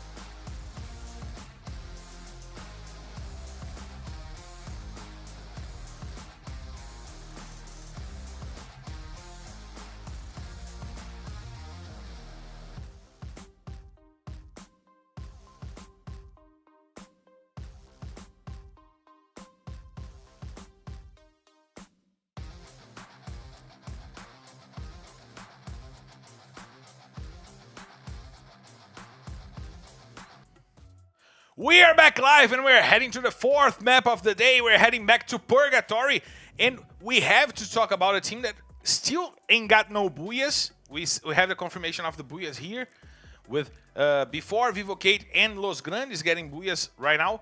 But we have to talk about a team that is getting to the bar, and that's something that happened when they were relegated in Season 6, in Season 5. Team Liquid that took too long to get their first booyah and then ended up relegated to Series B. But they are still a strong team that is trying to rebuild, right, Isa? Yes, a very strong team with a very strong cast, and we are hoping to see a better performance of them. I think they're just adapting. We're checking the standings so you can understand where Team Liquid is faring off right now. The standings will be shown on the screen for you guys as soon as possible. It is here right now. Team Liquid is now in the 5th position, but with no booyahs yet. 25 kills, a decent number of kills, a decent number of points, but this booyah is still lacking. Those guys are studying the game, they are practicing, they are a team that their core came from a strong team last season that was SS Esports. So what's missing for this Team Liquid squad? Well, I would like to know that because the players are still very good. I think they are having a hard time fitting into the safe zone. I think it's more of a technical strategy thing. And we also have Team Liquid being a team that has that delayed rotation character. They wait until to get to the safe zones, and maybe that's just not working anymore. So we have Team Liquid not doing so well. And let's remember that even though they aren't so bad in the charts, they have played twice. This is their second day playing, and tomorrow they won't play, so they will inevitably go down a couple of spots in the chart. And we got to check out how is the team setting off that return to Series A, to the elite of Brazilian Free Fire, and we gotta stay tuned on Team Liquid. Tá feliz? Muito, né? Um dos melhores times mesmo que eu já joguei. Confio muito no MT, no Boys, no Rafa, que é o Fênix. É uma honra estar vestindo essa camisa aqui. Eu sempre sonhei em estar nesse time. Foi MVP, foi o melhor jogador do ano, foi o cara que mais matou no ano. Então, trabalhar com ele é muito fácil.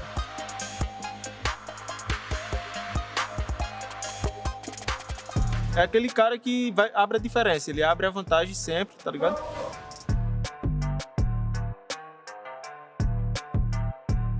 MT, sempre quando você precisar, ele vai estar lá. Sempre tentar o primeiro para nós avançar, abrir o rush e quebrar todo mundo. É muito bom estar com os moleques, nós é muito entrosado, nós conhece muito mesmo. Pô, nós parece irmão. Vai dar trabalho. Vai dar trabalho. Certeza é o melhor time que eu já peguei, assim, de jogabilidade. Não tem comparação, mano.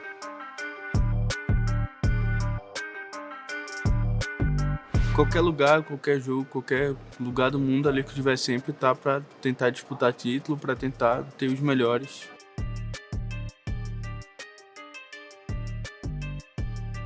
Eles vão vir aí pra buscar o bicampeonato da League, né? Foram campeão da primeira e agora vão buscar ainda essa Season 8.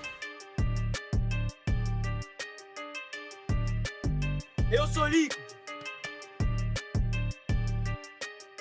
Hashtag eu sou Liquid. And of course, the guys are hyped. They are into an incredible organization. Team Liquid is one of the biggest esports organizations around the world, and it kind of shakes a little bit of the heads of such young kids, right? Yes, and we are going to have Phoenix having a lot of work cut out for him, because if Team Liquid is not doing so well, him as captain, and we all know that the captain carries the heaviest burden of the team because he needs to make the decisions, and if the team isn't doing so well, they're making the wrong decisions. So Phoenix is going to have a lot of work for him. And if you need to strategize inside of the game, it's Phoenix who does it. It's the captain who does it. And of course, we gotta know what's going on through the head of Phoenix, so stay tuned on the guy.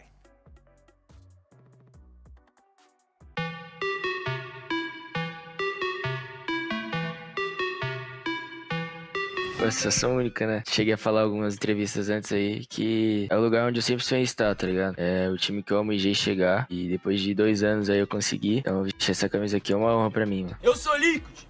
A expectativa tá alta, né? Ele faz um trabalho diferente de todos os cursos que eu já vi, que ele analisa partida por partida ali, vai mostrando os erros na hora pra gente. A gente tem um analista ajudando bastante nisso também. A line aí é a mesma, praticamente, né? O único que eu não conhecia aqui era o Boss. O Pedro já tinha jogado Joguei 2 anos junto com o Pedro. Com o MTS Cuba joguei os últimos 2 splits. Então, tá suave, já tô me sentindo em casa, tá tranquilo.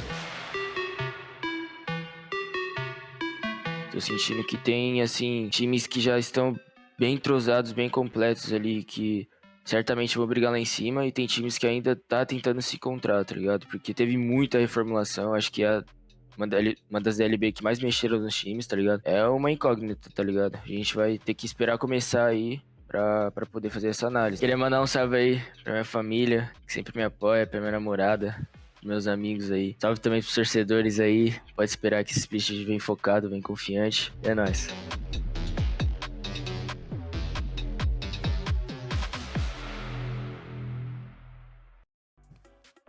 He has a tough job to deal with this pressure from being in Team Liquid and getting adjustments on this squad. And we have the confirmation of the Booyahs here today.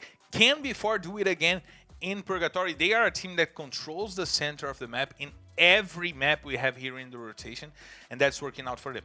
Yes, it is. And I am hoping to see maybe some double Booyahs, because before Vivo Cage and Los Grandes are all very strong teams, and we still have 3 matches. So maybe we're going to see double Booyahs today. And my expectation for this Purgatory is a lot of drop call fights, especially in Ski Lodge. Probably, maybe, we'll have 3 teams in that region again, and it's going to be very interesting to watch. But for now, Meta and Nitrox, that are 2 teams that aren't doing... Nitrox mostly isn't doing so well, and if they choose to engage in that early on fight again, it is going to be a little difficult for them to maintain their good spot in the standings.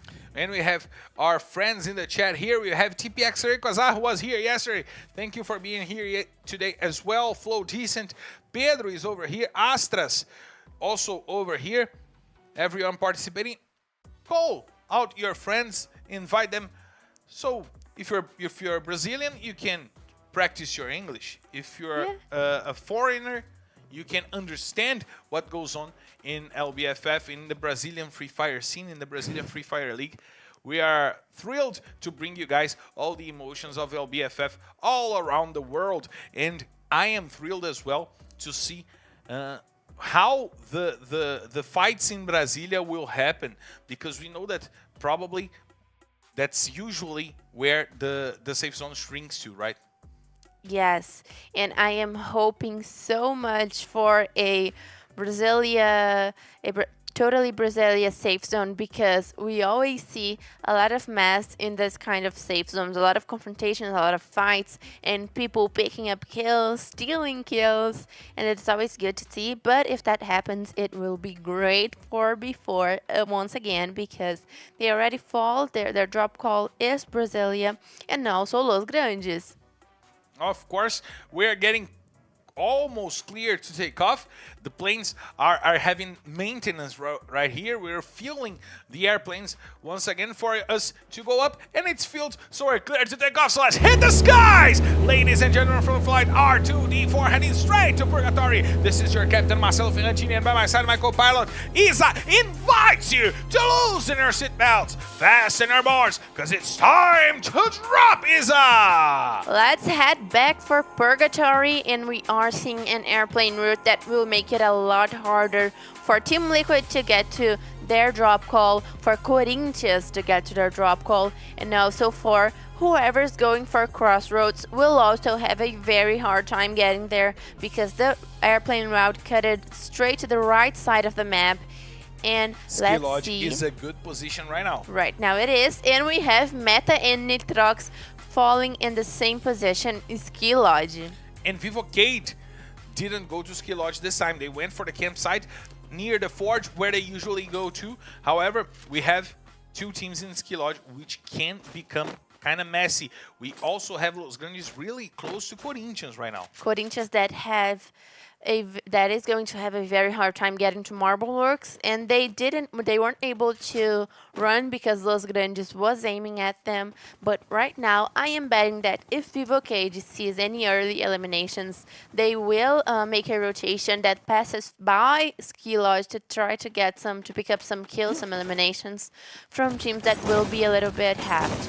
And now we see the first team being halved. Romeo getting the shots with the SKS and taking Cauê to the floor. Nitrox top 10 gets the first blood of the map with only 1 minute and a half into this fourth map of the day. Grenades coming in, trying to take the players from Metagaming away of their hiding. Nitrox rushing, trying to get the quick kills and the loot from Ski Lodge, which would be important for that team to keep themselves strong for the rest of the map. Now we see Romeo and João working together, Salles and Prozin. By the other side, now the two duos changed their calls, and they are going for the vending machines to get some weaponry, to get some grenades maybe. Yes, it would be great. And look at the weapon on João's hands. He has the Charge Buster, the shotgun that I was talking about, that is very powerful, especially so early in the match when the players don't have good vests yet. And I am betting that Prozin also is going to make a lot of damage with that double vector that has been nerfed, but is still very good early on the match, like right now. And he's already cooking up his grenades. He's cooking up his grenades and dealt a lot of damage to Eric. Eric standing alive with an inch of life left. He's forced to retreat to get a med kit over there for him to heal. And Mamute is coming over to maybe get some support to Eric, exchanging the players on the front line, putting Mamute ahead with the MP5. He's trying to bring up some grenades over there to take the pressure from Nitrox top 10 away, but the players are coming in. Pão goes down. Nice job by Mamute trying to hold it. It was not Pão, it was Salles down. And Mamute is trying to hold on, but he will go down. Another takedown for this Nitrox top team squad. Now there's only 2 players from Metagaming, and Eric has only 1 or 2 HP left onto his hands. Salles, he's using the ice walls. Prozin is trying to use the ice walls on the other side with João to approach Pão. Eric and Pão still remaining for Metagaming, but the pressure is tough from Nitrox top 10. Maybe Metagaming will not be able to survive that. Let's see if João will try to attack Eric. Let's see if they will cross aims to get the players from the other side, Ziza. Yes, Eric with only 2 FHP left, it's going to be very hard for him to get out of that position. And honestly, Meta is just delaying their possible death because Nitrox isn't retreating, and as soon as they have some ice walls, they are going to make that rush so much faster. And Pão goes down. There's only Eric with 1 HP left. It's inevitable. Eric will not survive. Romeo gets 3 kills, and Metagaming is back to the lobby early in the match, Isa. Yes, and Vivo Cage apparently did not choose to come by this confrontation. They were still in their game. I think they're doing very well, and they don't want to maybe disrupt that performance by going after other teams. And right now we have 44 players alive, 11 teams. This was the only drop call fight that we have had this match, and Nitrox is already with 4 points on eliminations. And a good loot. They spent a few resources over there, a few ice walls, grenades, but their weaponry is nice for them to start the match. Yes, definitely. And Tropa in Central, which used to be their standard call. I really got scared by that sound.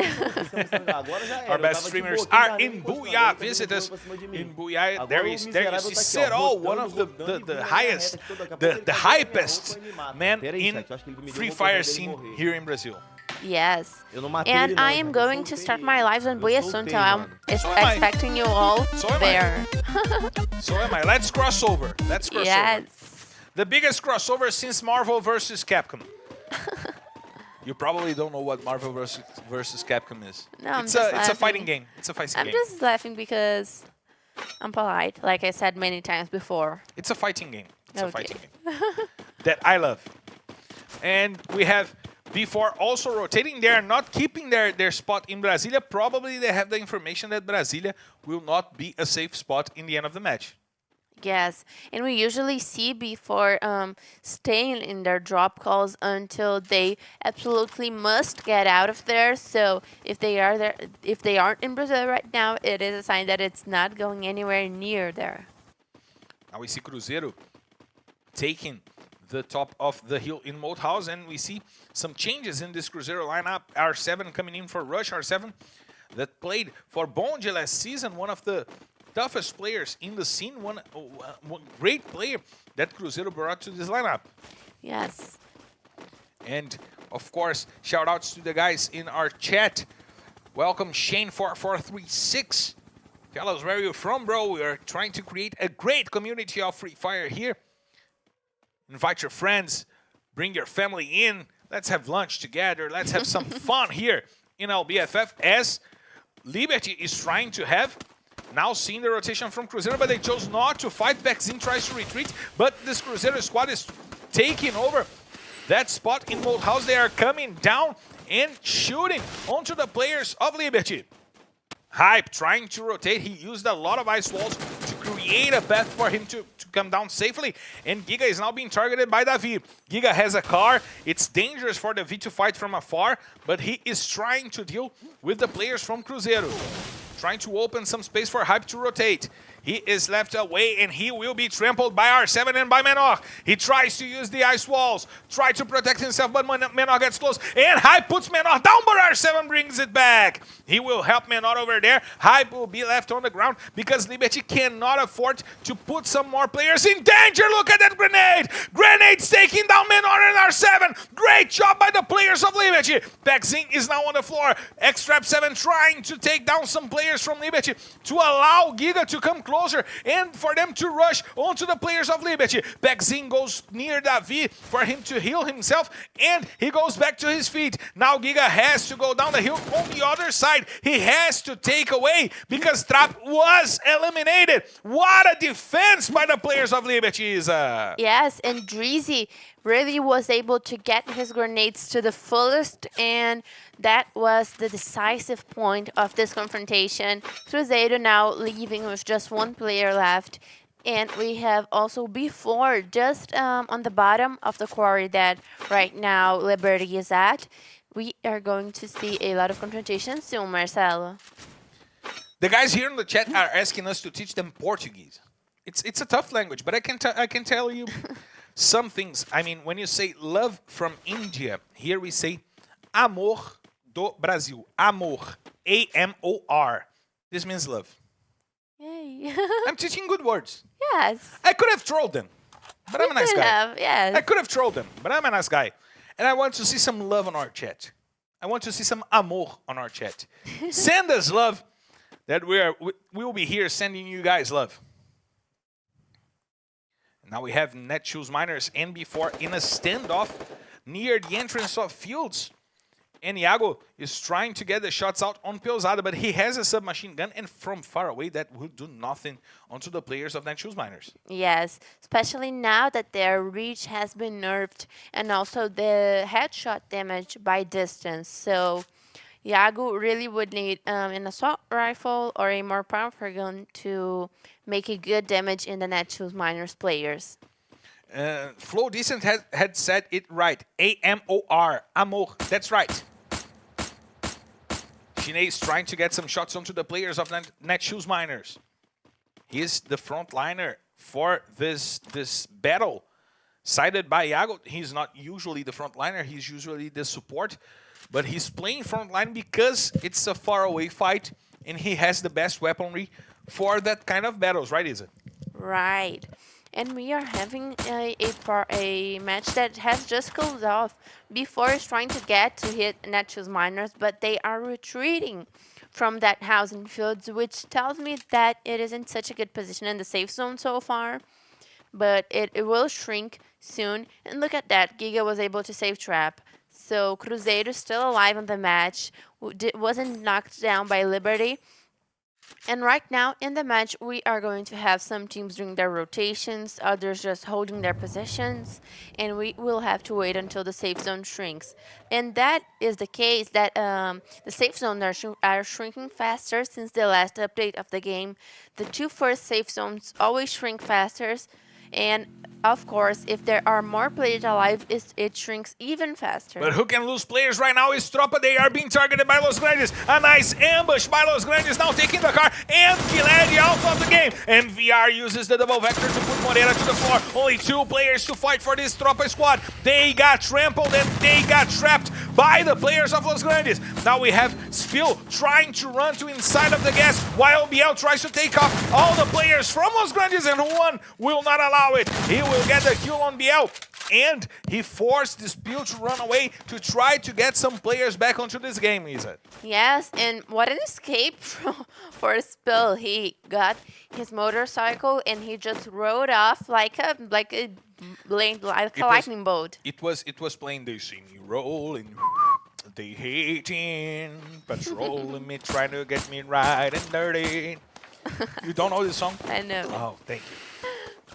But Los Grandes is going to suffer a lot on the hands of Vivo Cage, that is very well positioned, better positioned in the safe zone. So let's see what happens. Let's see what happens, because Los Grandes will have to fight from inside of the gas. Vivo Cage trying to hold the door to avoid Los Grandes from having an easy fight. Nando9 now putting MVR to the floor. Chinese will be the one putting Atividade, because before and Netshoes Miners finally approached themselves. But now we see Vivo Cage going after the players from Los Grandes. MVR goes down as well. The start of the fight is better for this Vivo Cage squad that got smart to retreat, to heal himself. And now we see General holding the door, using the Scar to deal some damage, to break some of the ice that Los Grandes used. But look at Fawn getting a nice shot of General, forcing Modestia to use resources to heal his teammate. Fonzin with a nice Scar shot onto General, and it allows Gus to rush and try to take the players from Vivo Cage, but he doesn't have the information on that god. Let's see if that god will take him down. Who won from behind?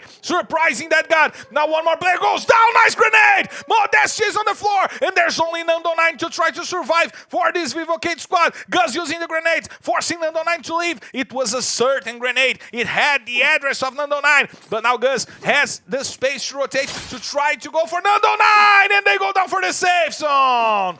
They couldn't take any more damage from the safe zone. And Vivo Cage will survive because of the threats of the map, Isa.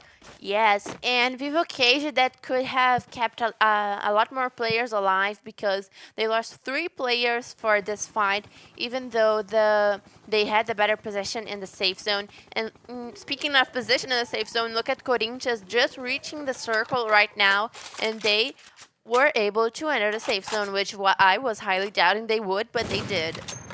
Now we see the fight going on between Netshoes Miners and Corinthians. Nice shot by Broilo. Hazur goes to the floor. The AWM is now singing loud and putting down a first player from Corinthians. He will be healed. He will be helped by his teammates. And the ice wall is now giving them some space to wait and see what will go on. But Broilo has his sights onto this leaving from the player of Corinthians. Before and Nitrox, they are also fighting 2 teams that split themselves into 2 teams almost. They exchanged players and they know each other really well. Nice shot by Broilo once again, getting Hazur to the floor. The Netshoes Miners squad tries to get closer to Corinthians. Cruzeiro and Nitrox go down finally, as Corinthians still fights with Netshoes Miners.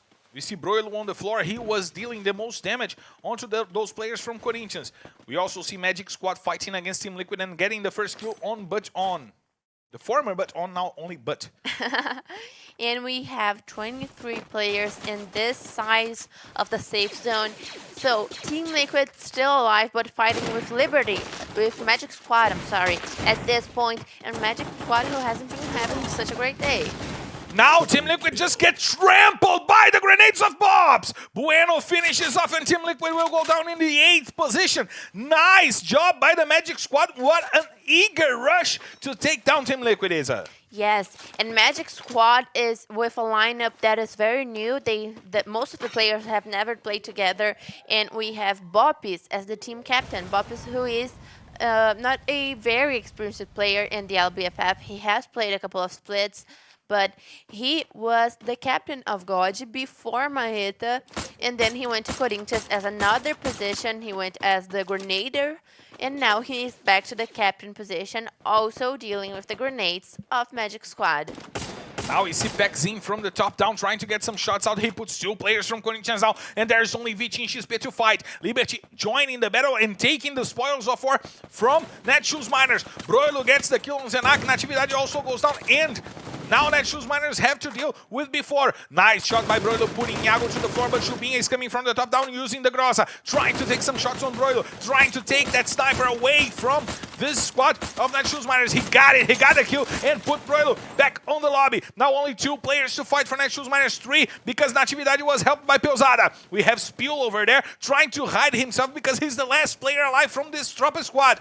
He's not showing up himself, trying to maybe use a grenade over there to blind some players of Netshoes Miners. Some grenades coming in from before as well, and it seems that Jubinha got his sights on Spiel as well. There is a team onto the side of Netshoes Miners because they lost 2 players really quickly, and they will go down. Somebody from below the screen is getting down the shots onto Netshoes Miners. It was the Magic Squad probably. We have them rotating right now to get to Liberty, as we see before in an amazing position right now inside of the safe zone and with the top-down view. But they have Tropa still alive with Spiel, and the Magic Squad coming to try to trample them. Maybe Magic Squad will get their first booyah because they have an incredible position to fight. They are coming in right now, trying to take the players from before. The shots are coming in. Jubinha took a lot of damage from a grenade over there. Lobato is inside of the house. More grenades inside of the house. Bueno using them to deal lots and lots of damage to 3 players of before. They will have to patch up. They will have to use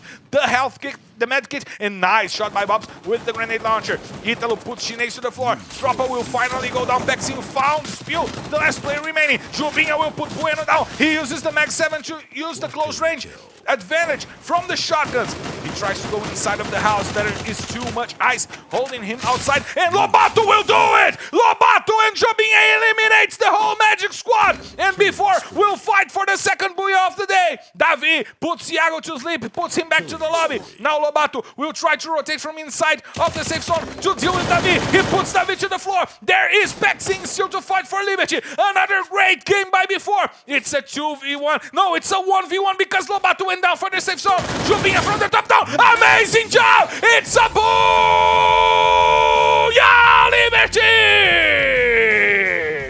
Incredible job by tThe, defending the lower ground, defending the rocks. He got some shots out, put Jubinha to the floor, and got the booyah with 9 kills for the Liberty Squad. As you said, incredible booyah by Liberty Squad. tThe was able to guarantee this booyah when he pulled one over Jubinha, and Jubinha, oh my god, he doesn't have a head anymore. He doesn't have a head anymore. It was blown up by tThe. What a great game ender by tThe, getting those 2 kills and getting Liberty the good result that they needed to start their running streak. Yes, they needed that result because Liberty was in the very bottom spot in our standings, and now they are going to have a very good punctuation to go a little bit up and leave Loud to the last position. They had only 9 points on the first 3 maps, and now they get the booyah. We will have the highlights and the confirmation of the points coming on the screen for you guys to check out how those points were split between the teams. But we're having great fights to end the day here today, to end the maps here today. Yes, and we are seeing how, remember when we talked about yesterday how leveled the teams are? This is really showing because we have teams that are on the very bottom of the standings really being able to get booyahs and to win over fights, so they aren't necessarily weaker. They're just doing a little bit worse due to maybe safe zones, maybe rotations, but the point is this LBFF is so balanced, all teams are so good, and we have Liberty with 21 points, so they have 30 points and they already get over Loudgy in the standings. Loud with only 24 points is being left behind, but good stuff also from Magic Squad, 15 points for them. Vivocade keeping their rise with 9 more points, but Metagaming, surprisingly no points. Not a good day for them today.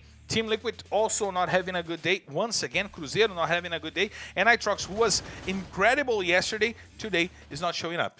Yes, and I am most shocked by the performance of Team Liquid today because I already expected good performances from the teams who are doing well, but I really didn't expect for Team Liquid to be not fitting in their game as much as they are now. Let's check out the standings so we can know what changed through this map. We probably have some more teams getting closer to the top 3, and then we see Nitrox now getting to the top 3.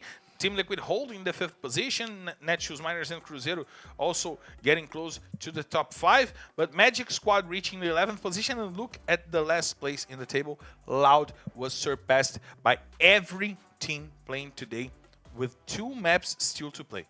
Yes, and this is going to make a big difference for Loud, that is going to have to play a recovery game if they want a better position in the standings. And right now, we are going to Kalahari again. We are going to Kalahari, and I am expecting that in this match we will have a lot of confrontations again. We won't have drop call fights, probably. Let's not be certain of anything because these teams may surprise us, but we are hoping to see a very aggressive match again. And if you want to know everything that goes through Brazilian scene of Free Fire, follow us at our social media at FF Esports BR. Anywhere in the world, wherever you are, follow us, and follow me at Marcelo Ferrantini. Follow Isa at Isa13X. We'll be there to answer your questions, to chat with you guys. Welcome here to the Brazilian scene of Free Fire. Let's make it international. Let's make it great and international. We ask you guys to help us to do with that. And we'll be right back to bring you guys Kalahari. After a quick break, I need to take some order because I shouted too loud because of that play from Pexi.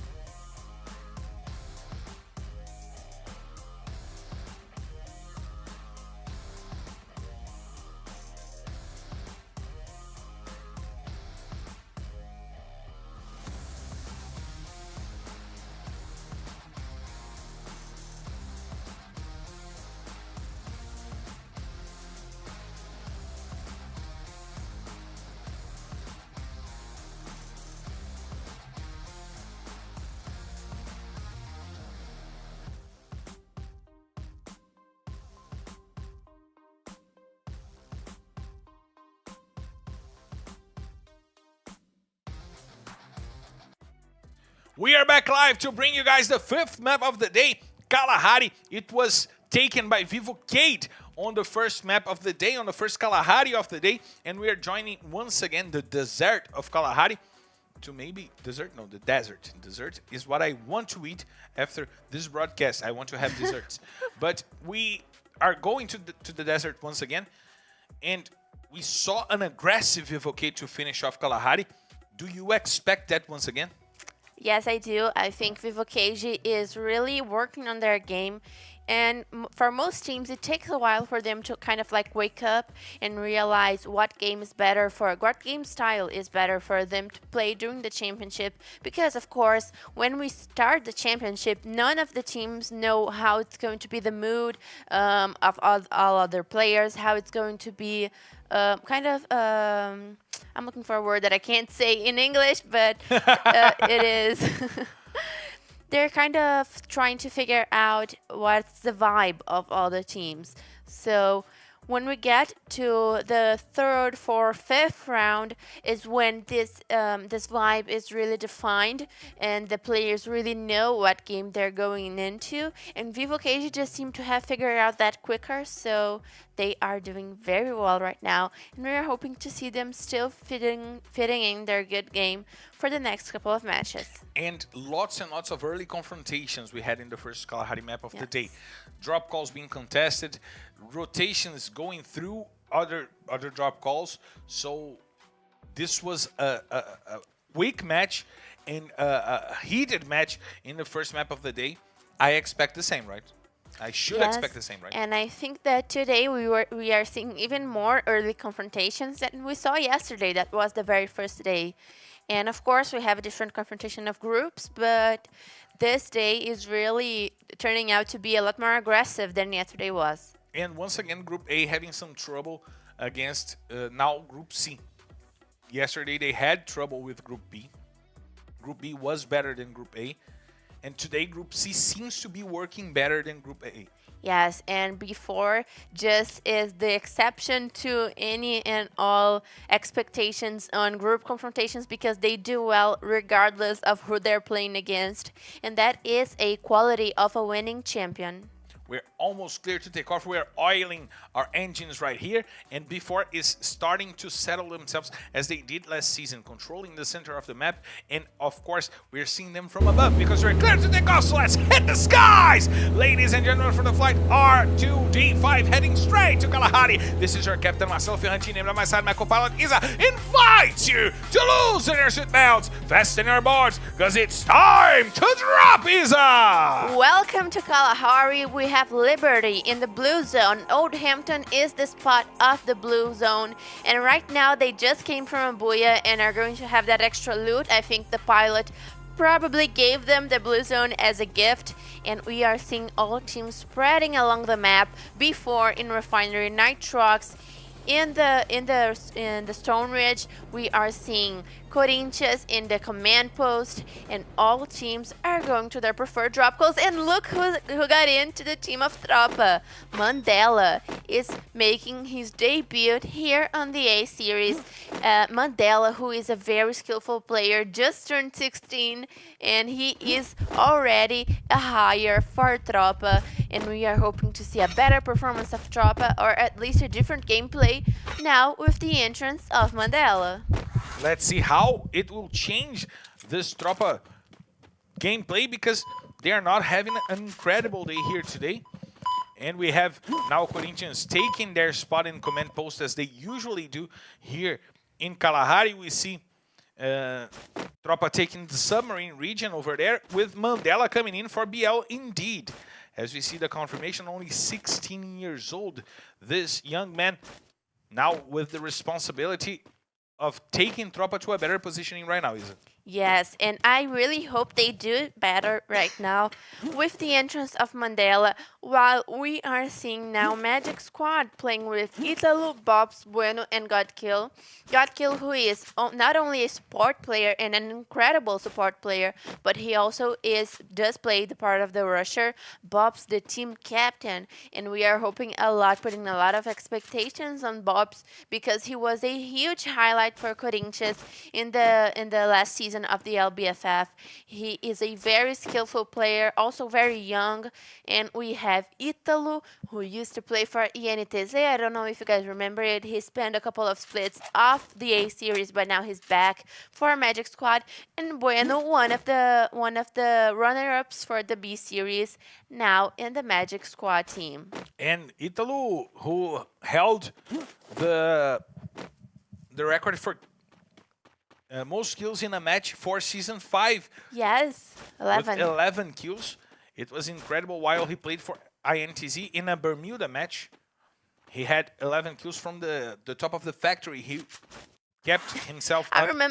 I remember clearly. that exact match. I do, I swear to God. It was incredible what Italo did. And now we see Team Liquid also trying to rotate and also trying to get to a better positioning because they need more points. They need to be better. Yes, Team Liquid having a surprisingly bad result.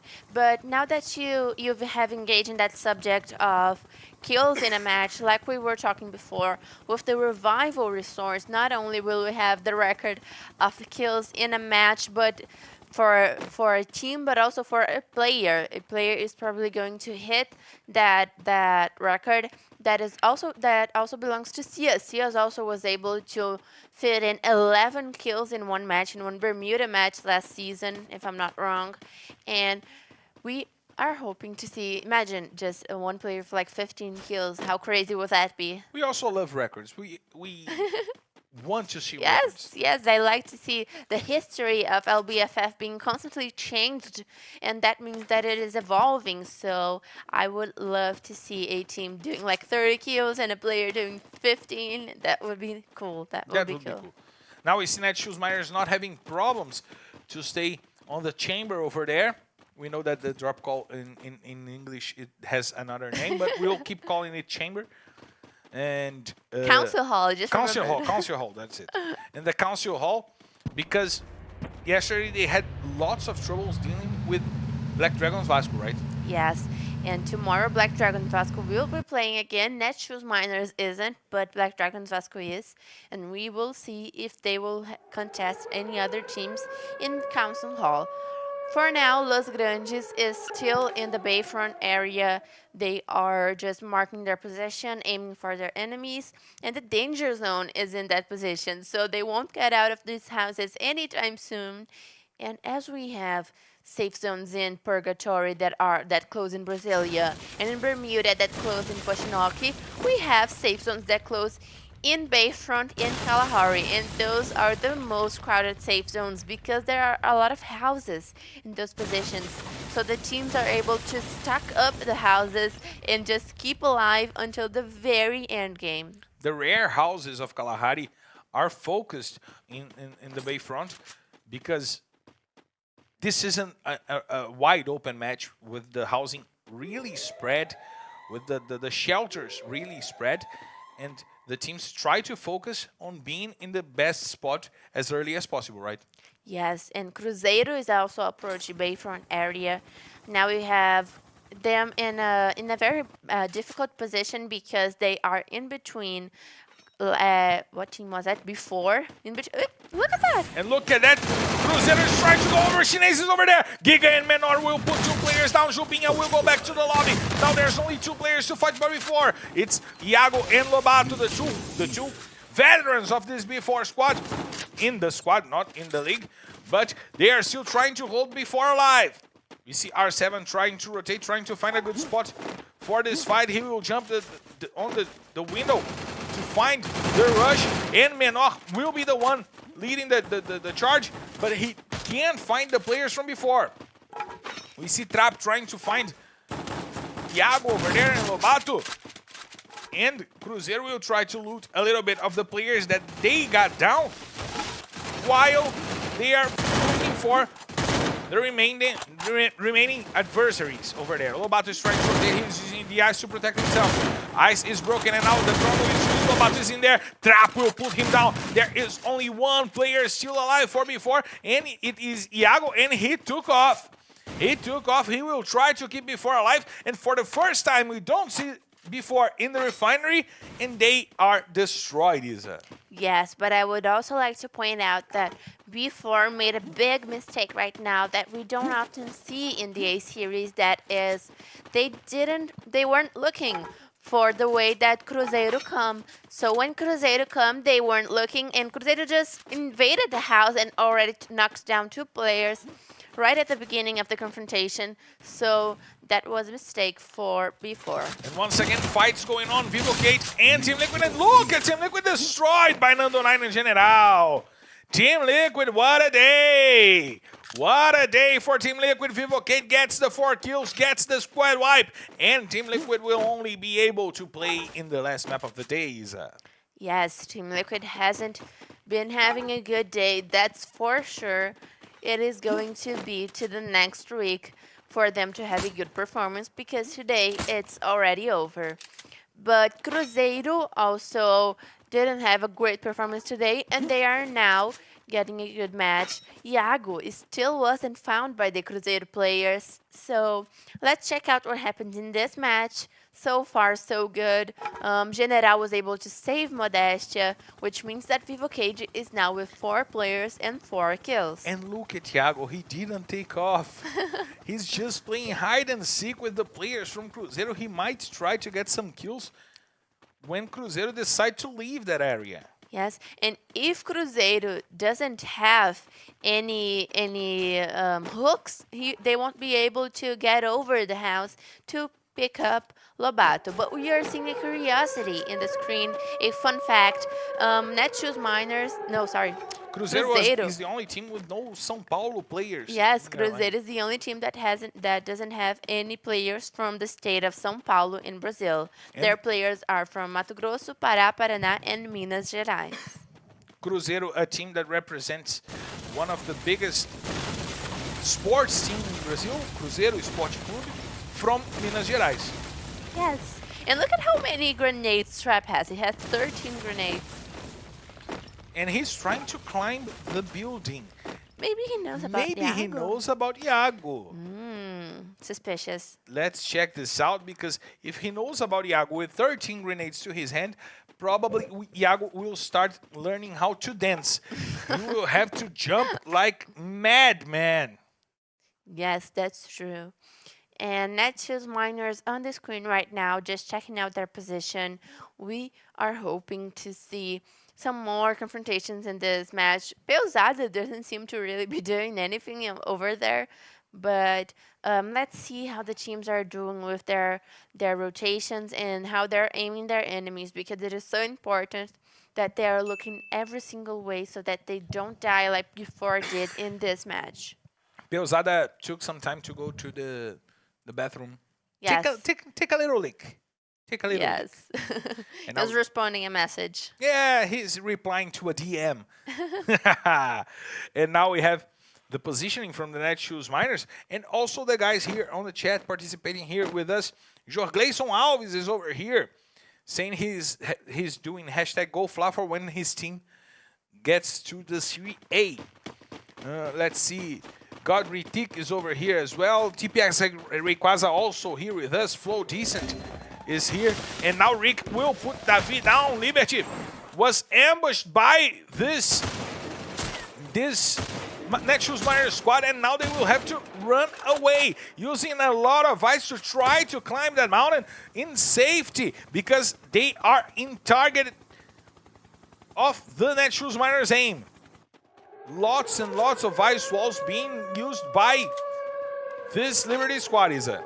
Yes, and right now they're going to go towards the safe zone, get inside the circle, and the safe zone seems to have shifted a little bit to the Bayfront area, picking up also a bit of refinery, and we will see which teams are best positioned soon. Netshoes Miners chased away the players from Liberty, and now they will take the card to run, and Trap got the kill on Iago. He knew. He used the grenade and got the kill on Iago before goes down with no kills in the 10th position, in the 11th position, so no points for before for the first time in the season. Yes. Before, it was a very bad match. That was the result of a mistake that we have talked about. And look at a possible ambush from Los Grandes over there. I'm sorry, Isa, to interrupt you, because two cars from Netshoes Miners and Los Grandes got the information. The shots are coming in. Juan is trying to destroy the cars, and Netshoes Miners will be forced out of them. Grenades coming in from Gus. Lots of damage going dealt to Natividade. We see Juan trying to rotate, trying to get a good positioning for them to fight. Gus, he has the grappling hook. He can go for the top of the building, and that's what he does. The same building where Netshoes Miners are now trying to hide. Let's see if Gus will get some shots out. Hick just saw him outside, and Broilo is over there. We see Fawn joining Gus. The grenades are coming in, and lots of damages to Hick. More grenades coming in from Gus. It bounces on the window and leaves the building. And we see the players from Los Grandes trying to gather some information to attack this Netshoes Miners squad. We see Gus listening to some steps, trying to understand the circling, the move from the players of Netshoes Miners. We see MVR trying to get some view of inside of the house, grenades coming in, and we see that Corinthians is also fighting against Cruzeiro, two of the giants from the traditional sports here in esports right now. More grenades from Gus to inside of the house, trying to deal some damage. Nitrox is also fighting against Metagaming on the other side of the map. Gus finds the grenade and puts Natividade to sleep. Metagaming will be wiped out by Nitrox really quickly. And Gus now finds Broilo. Fonzin goes down. He has the sights on the back of the players. Rick will go down. Nice shot by Fawn. Pesada tries to hold Netshoes Miners into this fight. We see Menor taking some shots, and Cruzeiro is getting to this fight as well. Gus confirms the kill on Broilo, but Menor steals the kill from Natividade. 2 kills for Los Grandes. Netshoes Miners with only 1 player to stay in this matchup. Let's see if Cruzeiro will join this battle. We see Juan over there trying to deal with Peusada, and now he leaves the house to play a more safe game, Isa. Yes, and it is a Bayfront safe zone, so we are going to see a lot of confrontations right now. Cruzeiro seems to be dangerously close to Los Grandes and Netshoes Miners still, but the safe zone has also shifted a little bit out into the open, so we are going to have people picking up some kills, players picking up those few kills. And let's see what happens, Marcelo. And Gus was left behind inside of the house where Peusada is to maybe surprise the last players from Netshoes Miners who is being targeted. And now he surprises Peusada indeed and gets the headshot, gets the kappa, and gets Netshoes Miners straight to Bermuda. The last map of the day is the destiny of Netshoes Miners. 9th position for them. Good job by Los Grandes into this rush. And now we see Corinthians also joining the fight. We see Cruzeiro as the kill leaders on the outdoor. And they are indeed doing a good job. Let's see R7 leading the chart for Cruzeiro as the Magic Squad goes down in the hands of Prozin. He is destroying their opposition. Triple kill for Prozin, 2 with the grenade onto the players of the Magic Squad. Quadra kill for him in the end of all. Let's see how they will leave this dangerous open field in the safe haven as Tropa gets eliminated by Corinthians as well.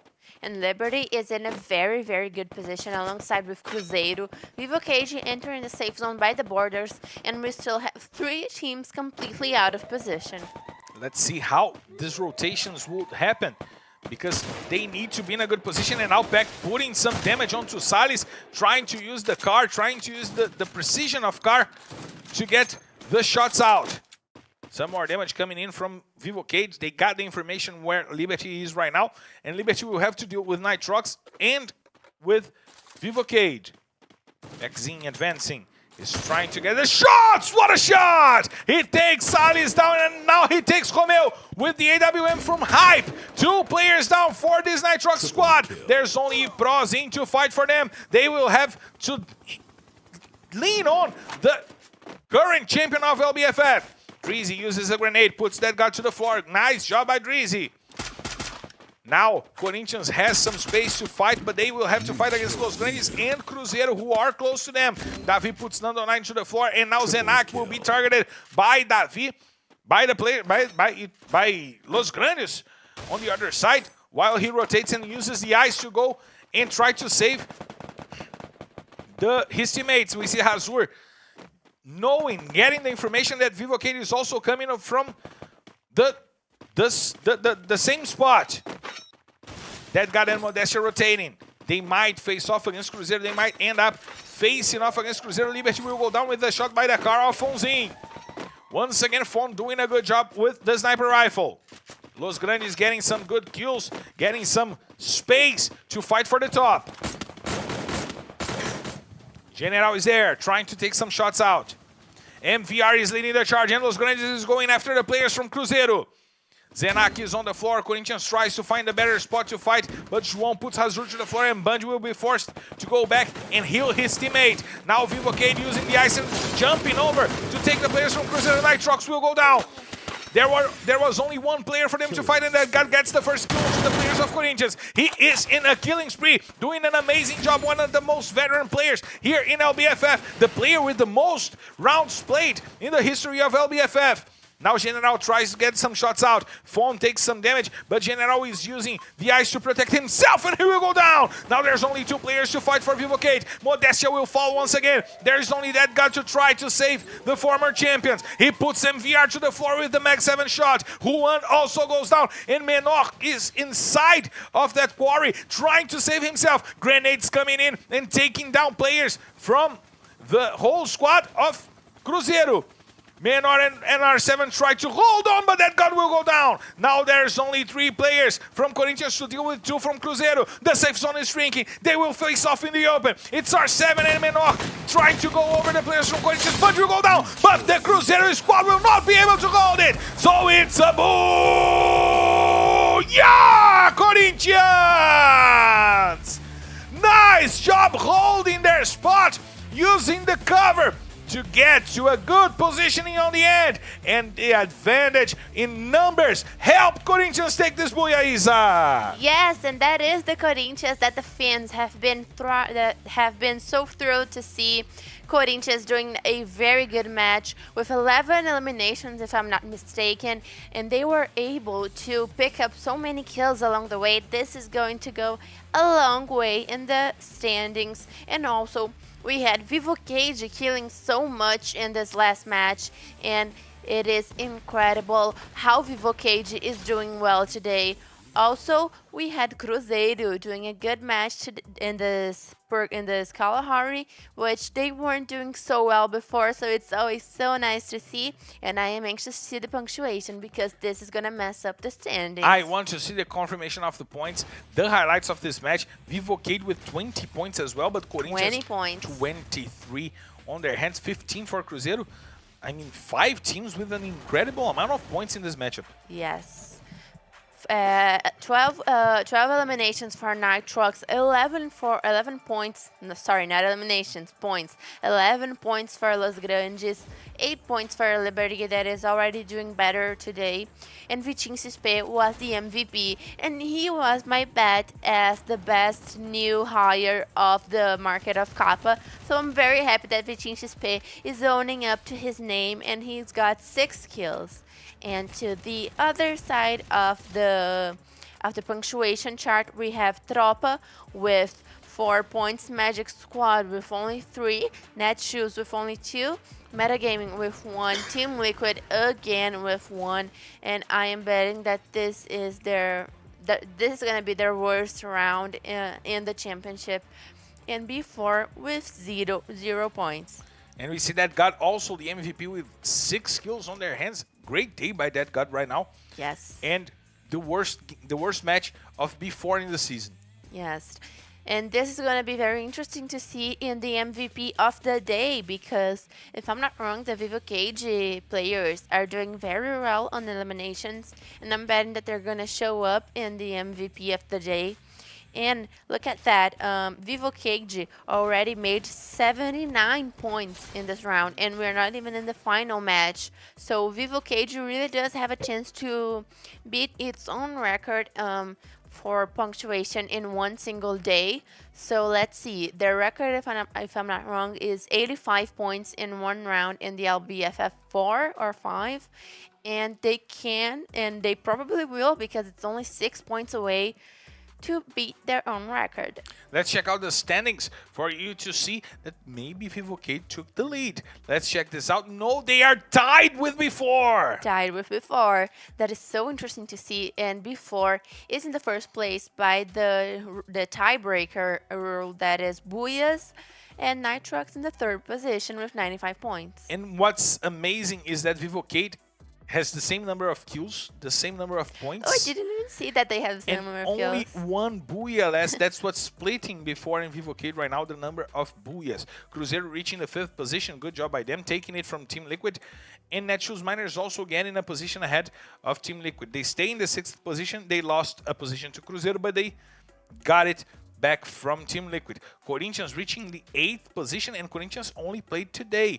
They didn't play yesterday. So it shows that Corinthians is having a good day here today. Yes, and Magic Squad is almost going up like Dragons Vasco that played yesterday. So let's see how the punctuations of the groups are in comparison to Group B and C, because it is going to be very interesting to see their battle tomorrow. So right now we are heading for our last match. I know you guys must be so sad because we love to be here, and this game is absolutely insane today. So what are your expectations? I'm being the narrator right now. I am expectating right now a quick break because we have to hydrate to bring you guys the last map with the best emotion possible. We'll be right back after a quick minute.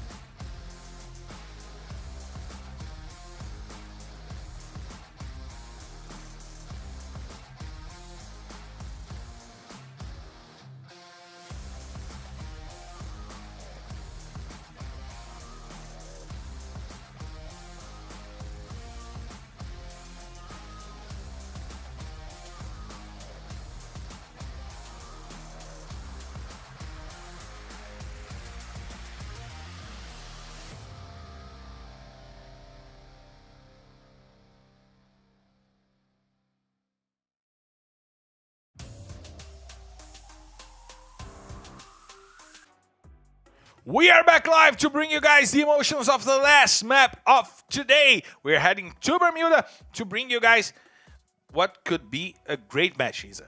Yes, it can be a great match. And the last team that won Bermuda was Los Grandes. Let's see if they get double booyahs in Bermuda. And what's also going to be interesting to see is how Vivo Cage closes off their day, because they're up to beat their own record on punctuation on one single round, which is going to be very interesting.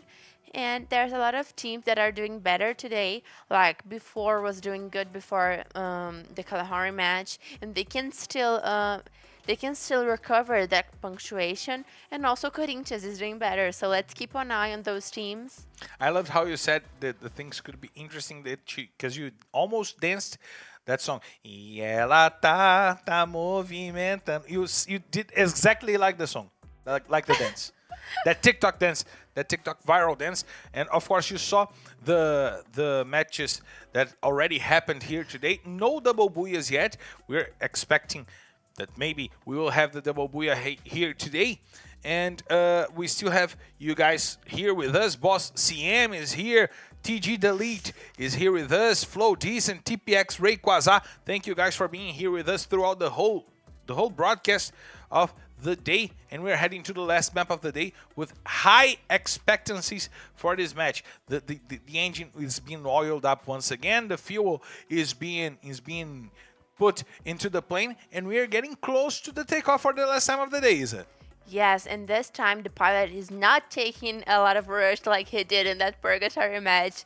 And this isn't a rocket, it is an airplane, so that's good. Imagine trying to jump from a rocket on space.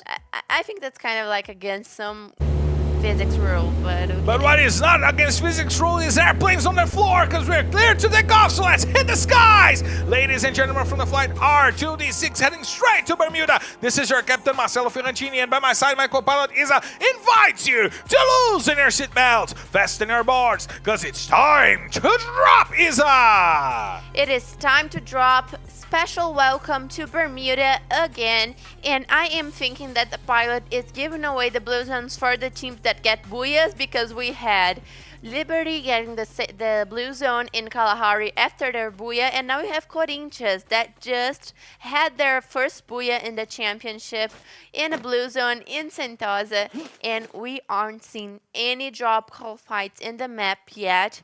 But let's just remember that word, yet. Maybe we are going to have some team choosing to contest another. This is the last match of the day, and being the last match, we have some differences in attitude of the players and of the teams, right, Marcelo? And it was in the last map of yesterday that we saw before start their dominance that got them to the first place here on the table. Let's see if today they will do it again, but it seems that he won't, because Chisney was out of position, and Romeo gets the first blood onto the player of before, Isa. Yes, and it's that thing that in Brazil we call lei do ex, né?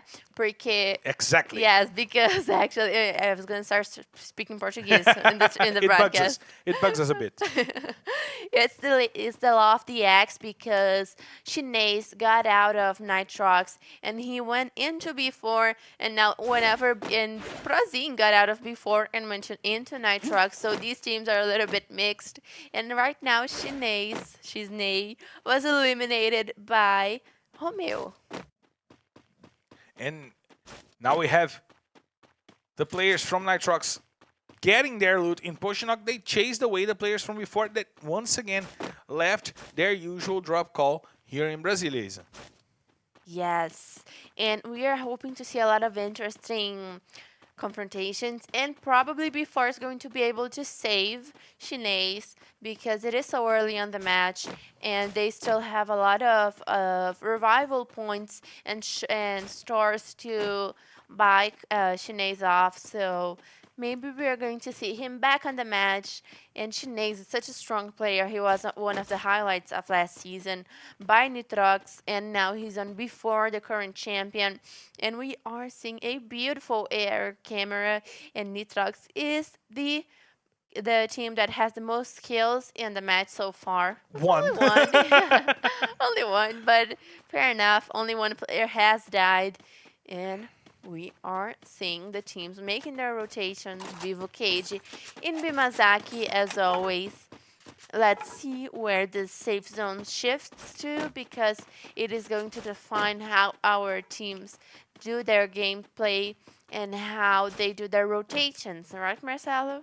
Exactly. I want to know how they will do it, and it seems that Vivocade will do the same rotation they did the last time we came to Brasilia, to Bermuda. They will take the end of Bimazak's trip and try to ambush some teams rotating through the cities. Yes, and I would just like to say that Bimazaki used to be not a good spot for a drop call because it isn't so strong in loot. But now it has not only a start but also a revival zone. So this call is a very strong right now in the metagame, and Vivo Cage owns it completely. And I happen to know that Magic Squad wanted to try to contest it in the practices that the A series teams were playing, but they chose not to in the league.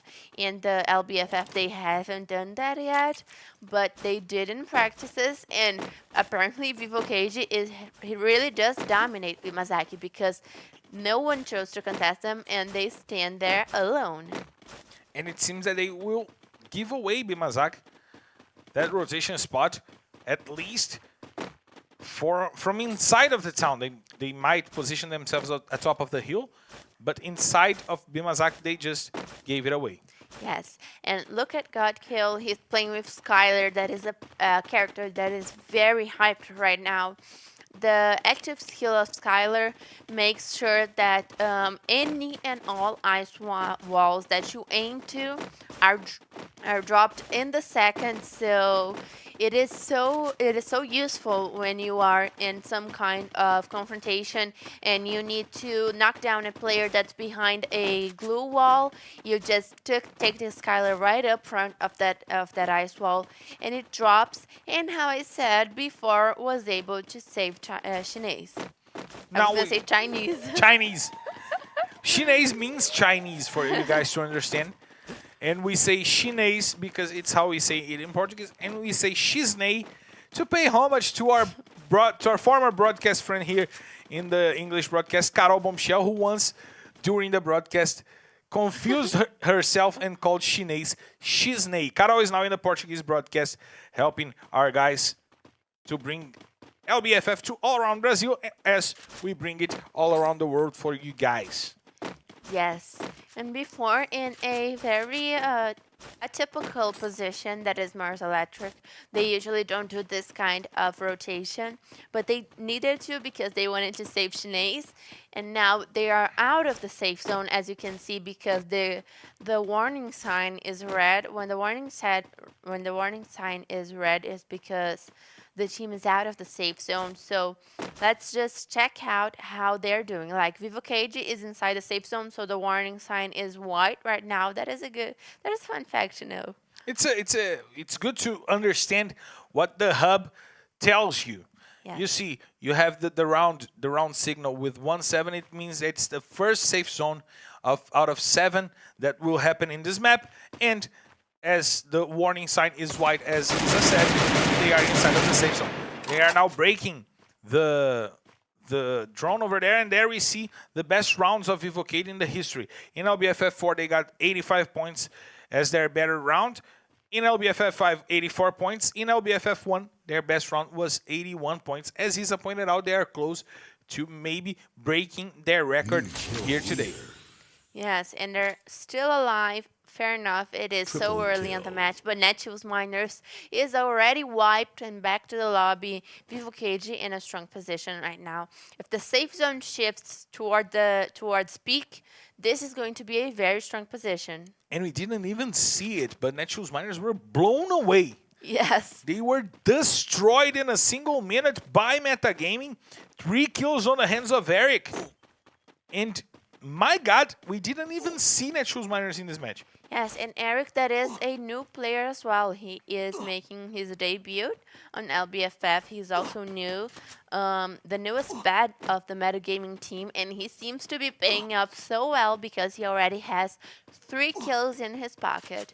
And now we see Nitrox once again going after the players from B4. Romeo got the shot onto another player of B4. They got the kill on Shinase to start the match, but Shinase was revived indeed. And now we see the positioning from both teams. Nitrox in a better position to wait for B4, but it seems that the champions are rotating from inside of Pushinok to avoid this battle early on against Nitrox top 10. And Nitrox, a team that knows how B4 works because they have former players of B4, and they will rotate from inside of Pushinok, not getting any harm to themselves while they rotate. They chose to go by the Pushinok factory border over there and maybe try to climb the hill through that safe spot.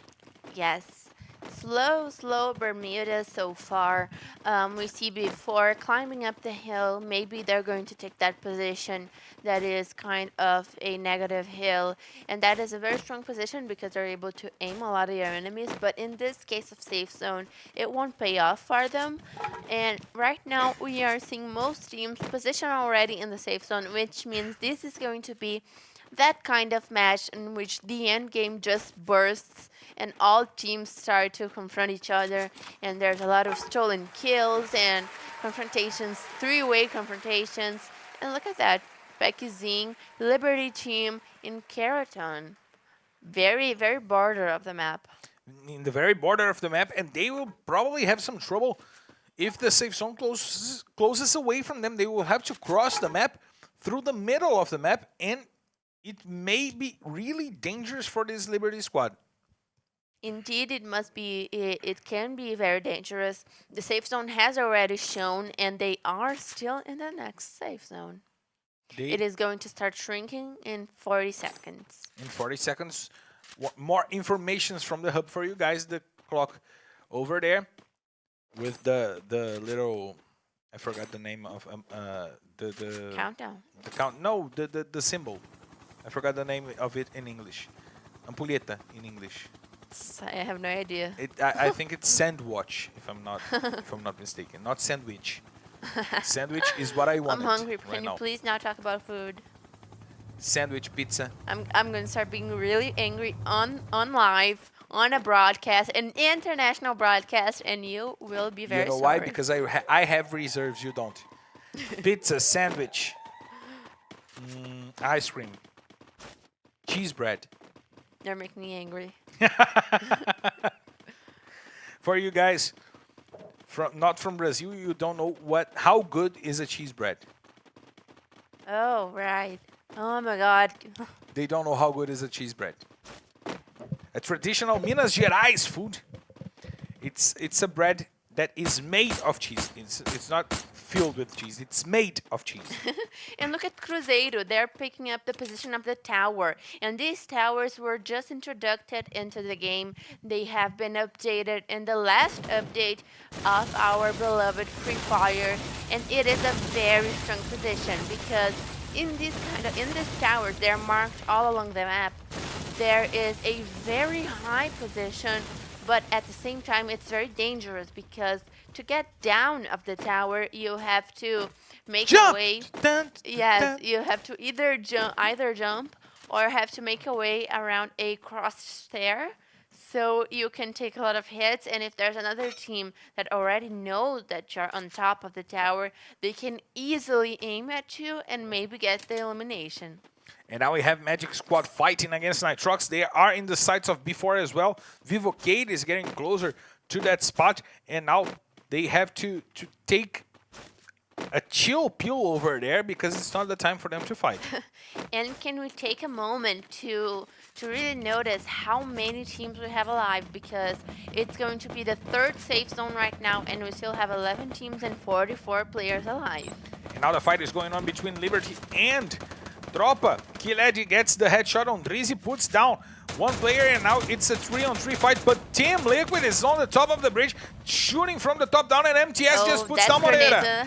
The Grenadier, MTS getting the kill on Mandela. One more grenade to put down Spill. What a job by the best Grenadier in the game. MTS, the MVP, showing off why he's the king.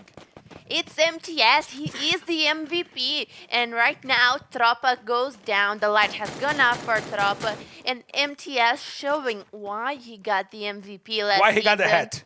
Yes, why he got the hat and the crown and whatever he needed to, because he is so good with grenades, and even with the nerf of grenades, he is still picking up kills like coins in the floor. It is so easy for him, and Team Liquid is going to have to make an advance towards Cruzeiro. The safe zone is already going to shrink in only short 15 seconds, and we are going to have a very crowded match. I can feel that because there are still 40 players alive, and this is going to be a very small safe zone for this many people. And let's see how those people will fit inside of that safe zone, or if they will not fit, if they will get blown up by their opposition. Let's check out what will happen right now, because we know Ítalo has the information on the position of the B4 players, as Corinthians also try to come and take that spot from before. They indeed took it away and put Chinês and Lobato down. Vitinho XP, making it sink, making it blow away people. And now they will have to deal, Jubinha will have to deal with that pressure all by himself. But Ítalo is up there, and he will probably not allow Jubinha to deal with it, because he is between Corinthians and Ítalo. Romeo gets the kill on God Kill, and Nando Knight puts Pão to sleep. We have Vitinho XP looking for Ítalo, looking for Jubinha. He knows that the two players are there. Nando Knight will put Mamute down as well. But the shot's coming in, and Trap gets the kill on Vitinho. Cruzeiro getting to the fight as well. They might save before, even if without knowing it. Look at that position. Great positioning by the Cruzeiro squad. Getting the shots from the top down, and Giga will get a kill. Bunch tries to rotate. Corinthians still have all their 4 players to try to contest this positioning from Cruzeiro atop of the tower. Metagaming now loses their 2 players to the safe zone, and they are back on the lobby. Bad day by Metagaming right now, out of the matchup. We see the jump coming in from the players of Cruzeiro. R7 taking a ton of damage to leave the tower, but to be a strong player on the rush down there, as they got a great positioning to finish off this match. Yesterday they fought against Fluxo for that top.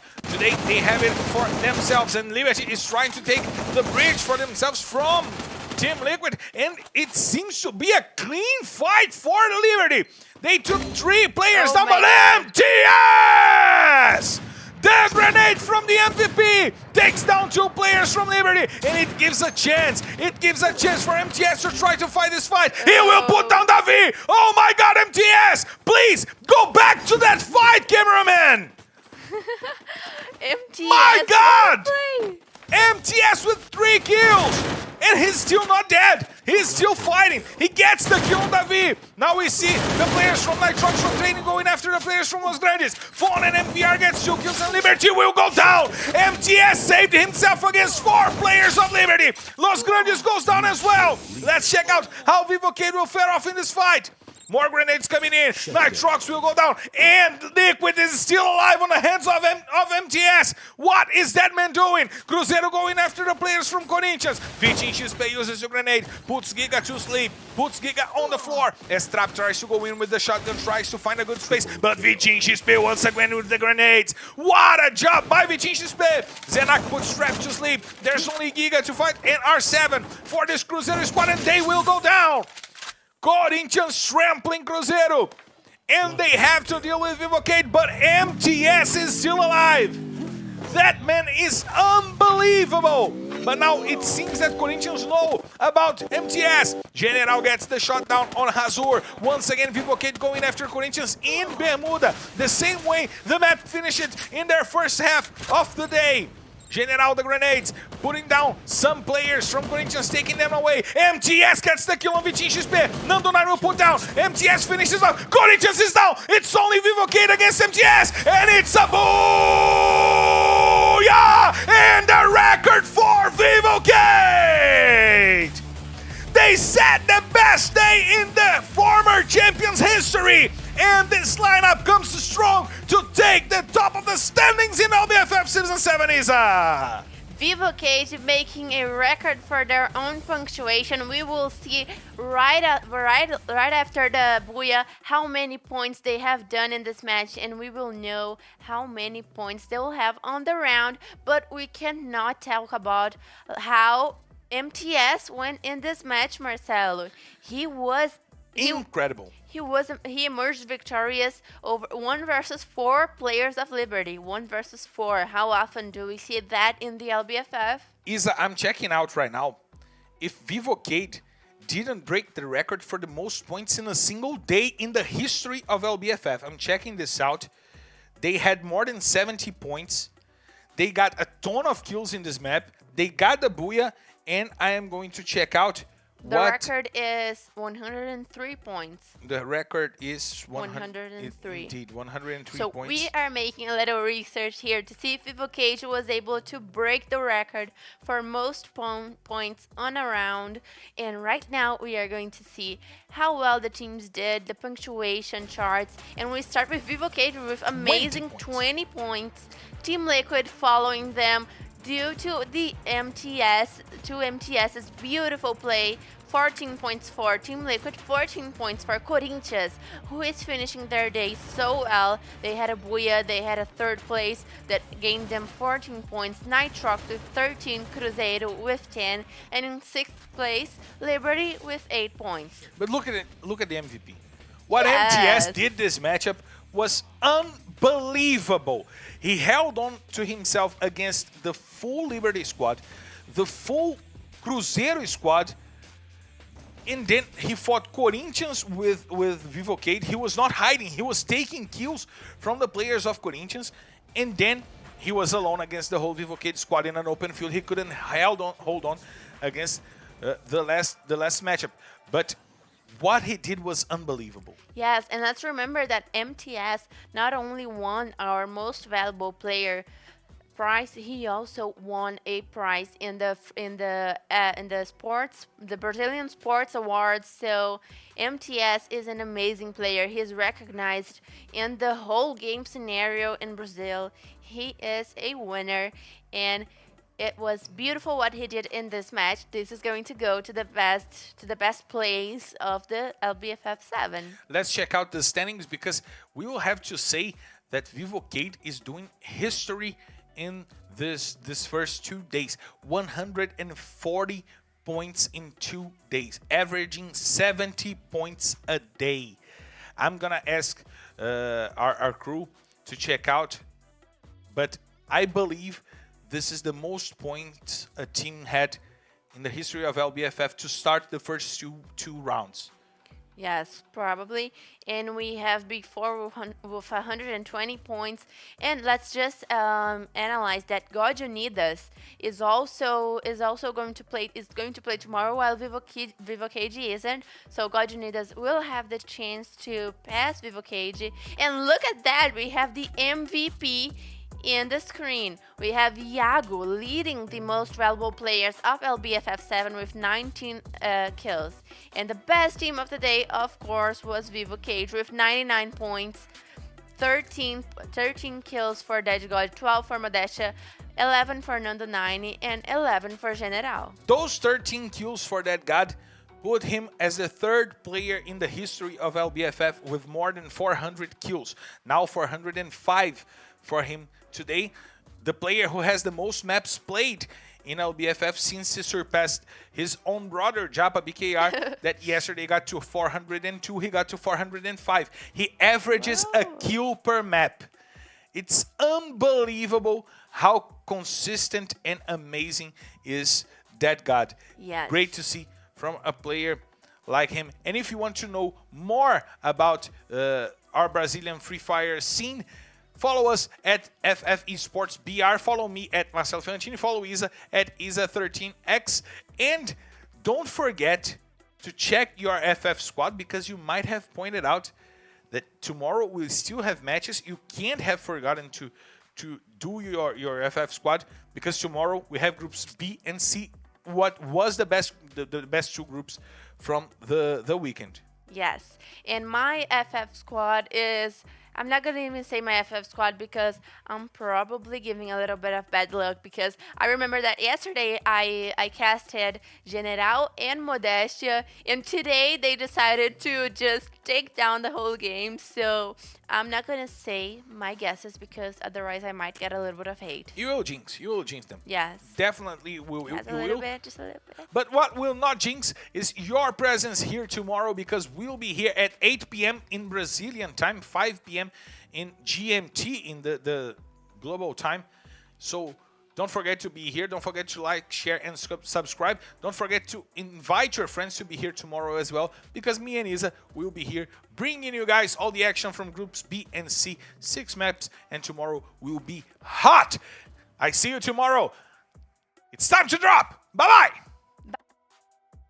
I'm so happy to have been here today, and I'll see you tomorrow a little bit later. See ya. Bye-bye.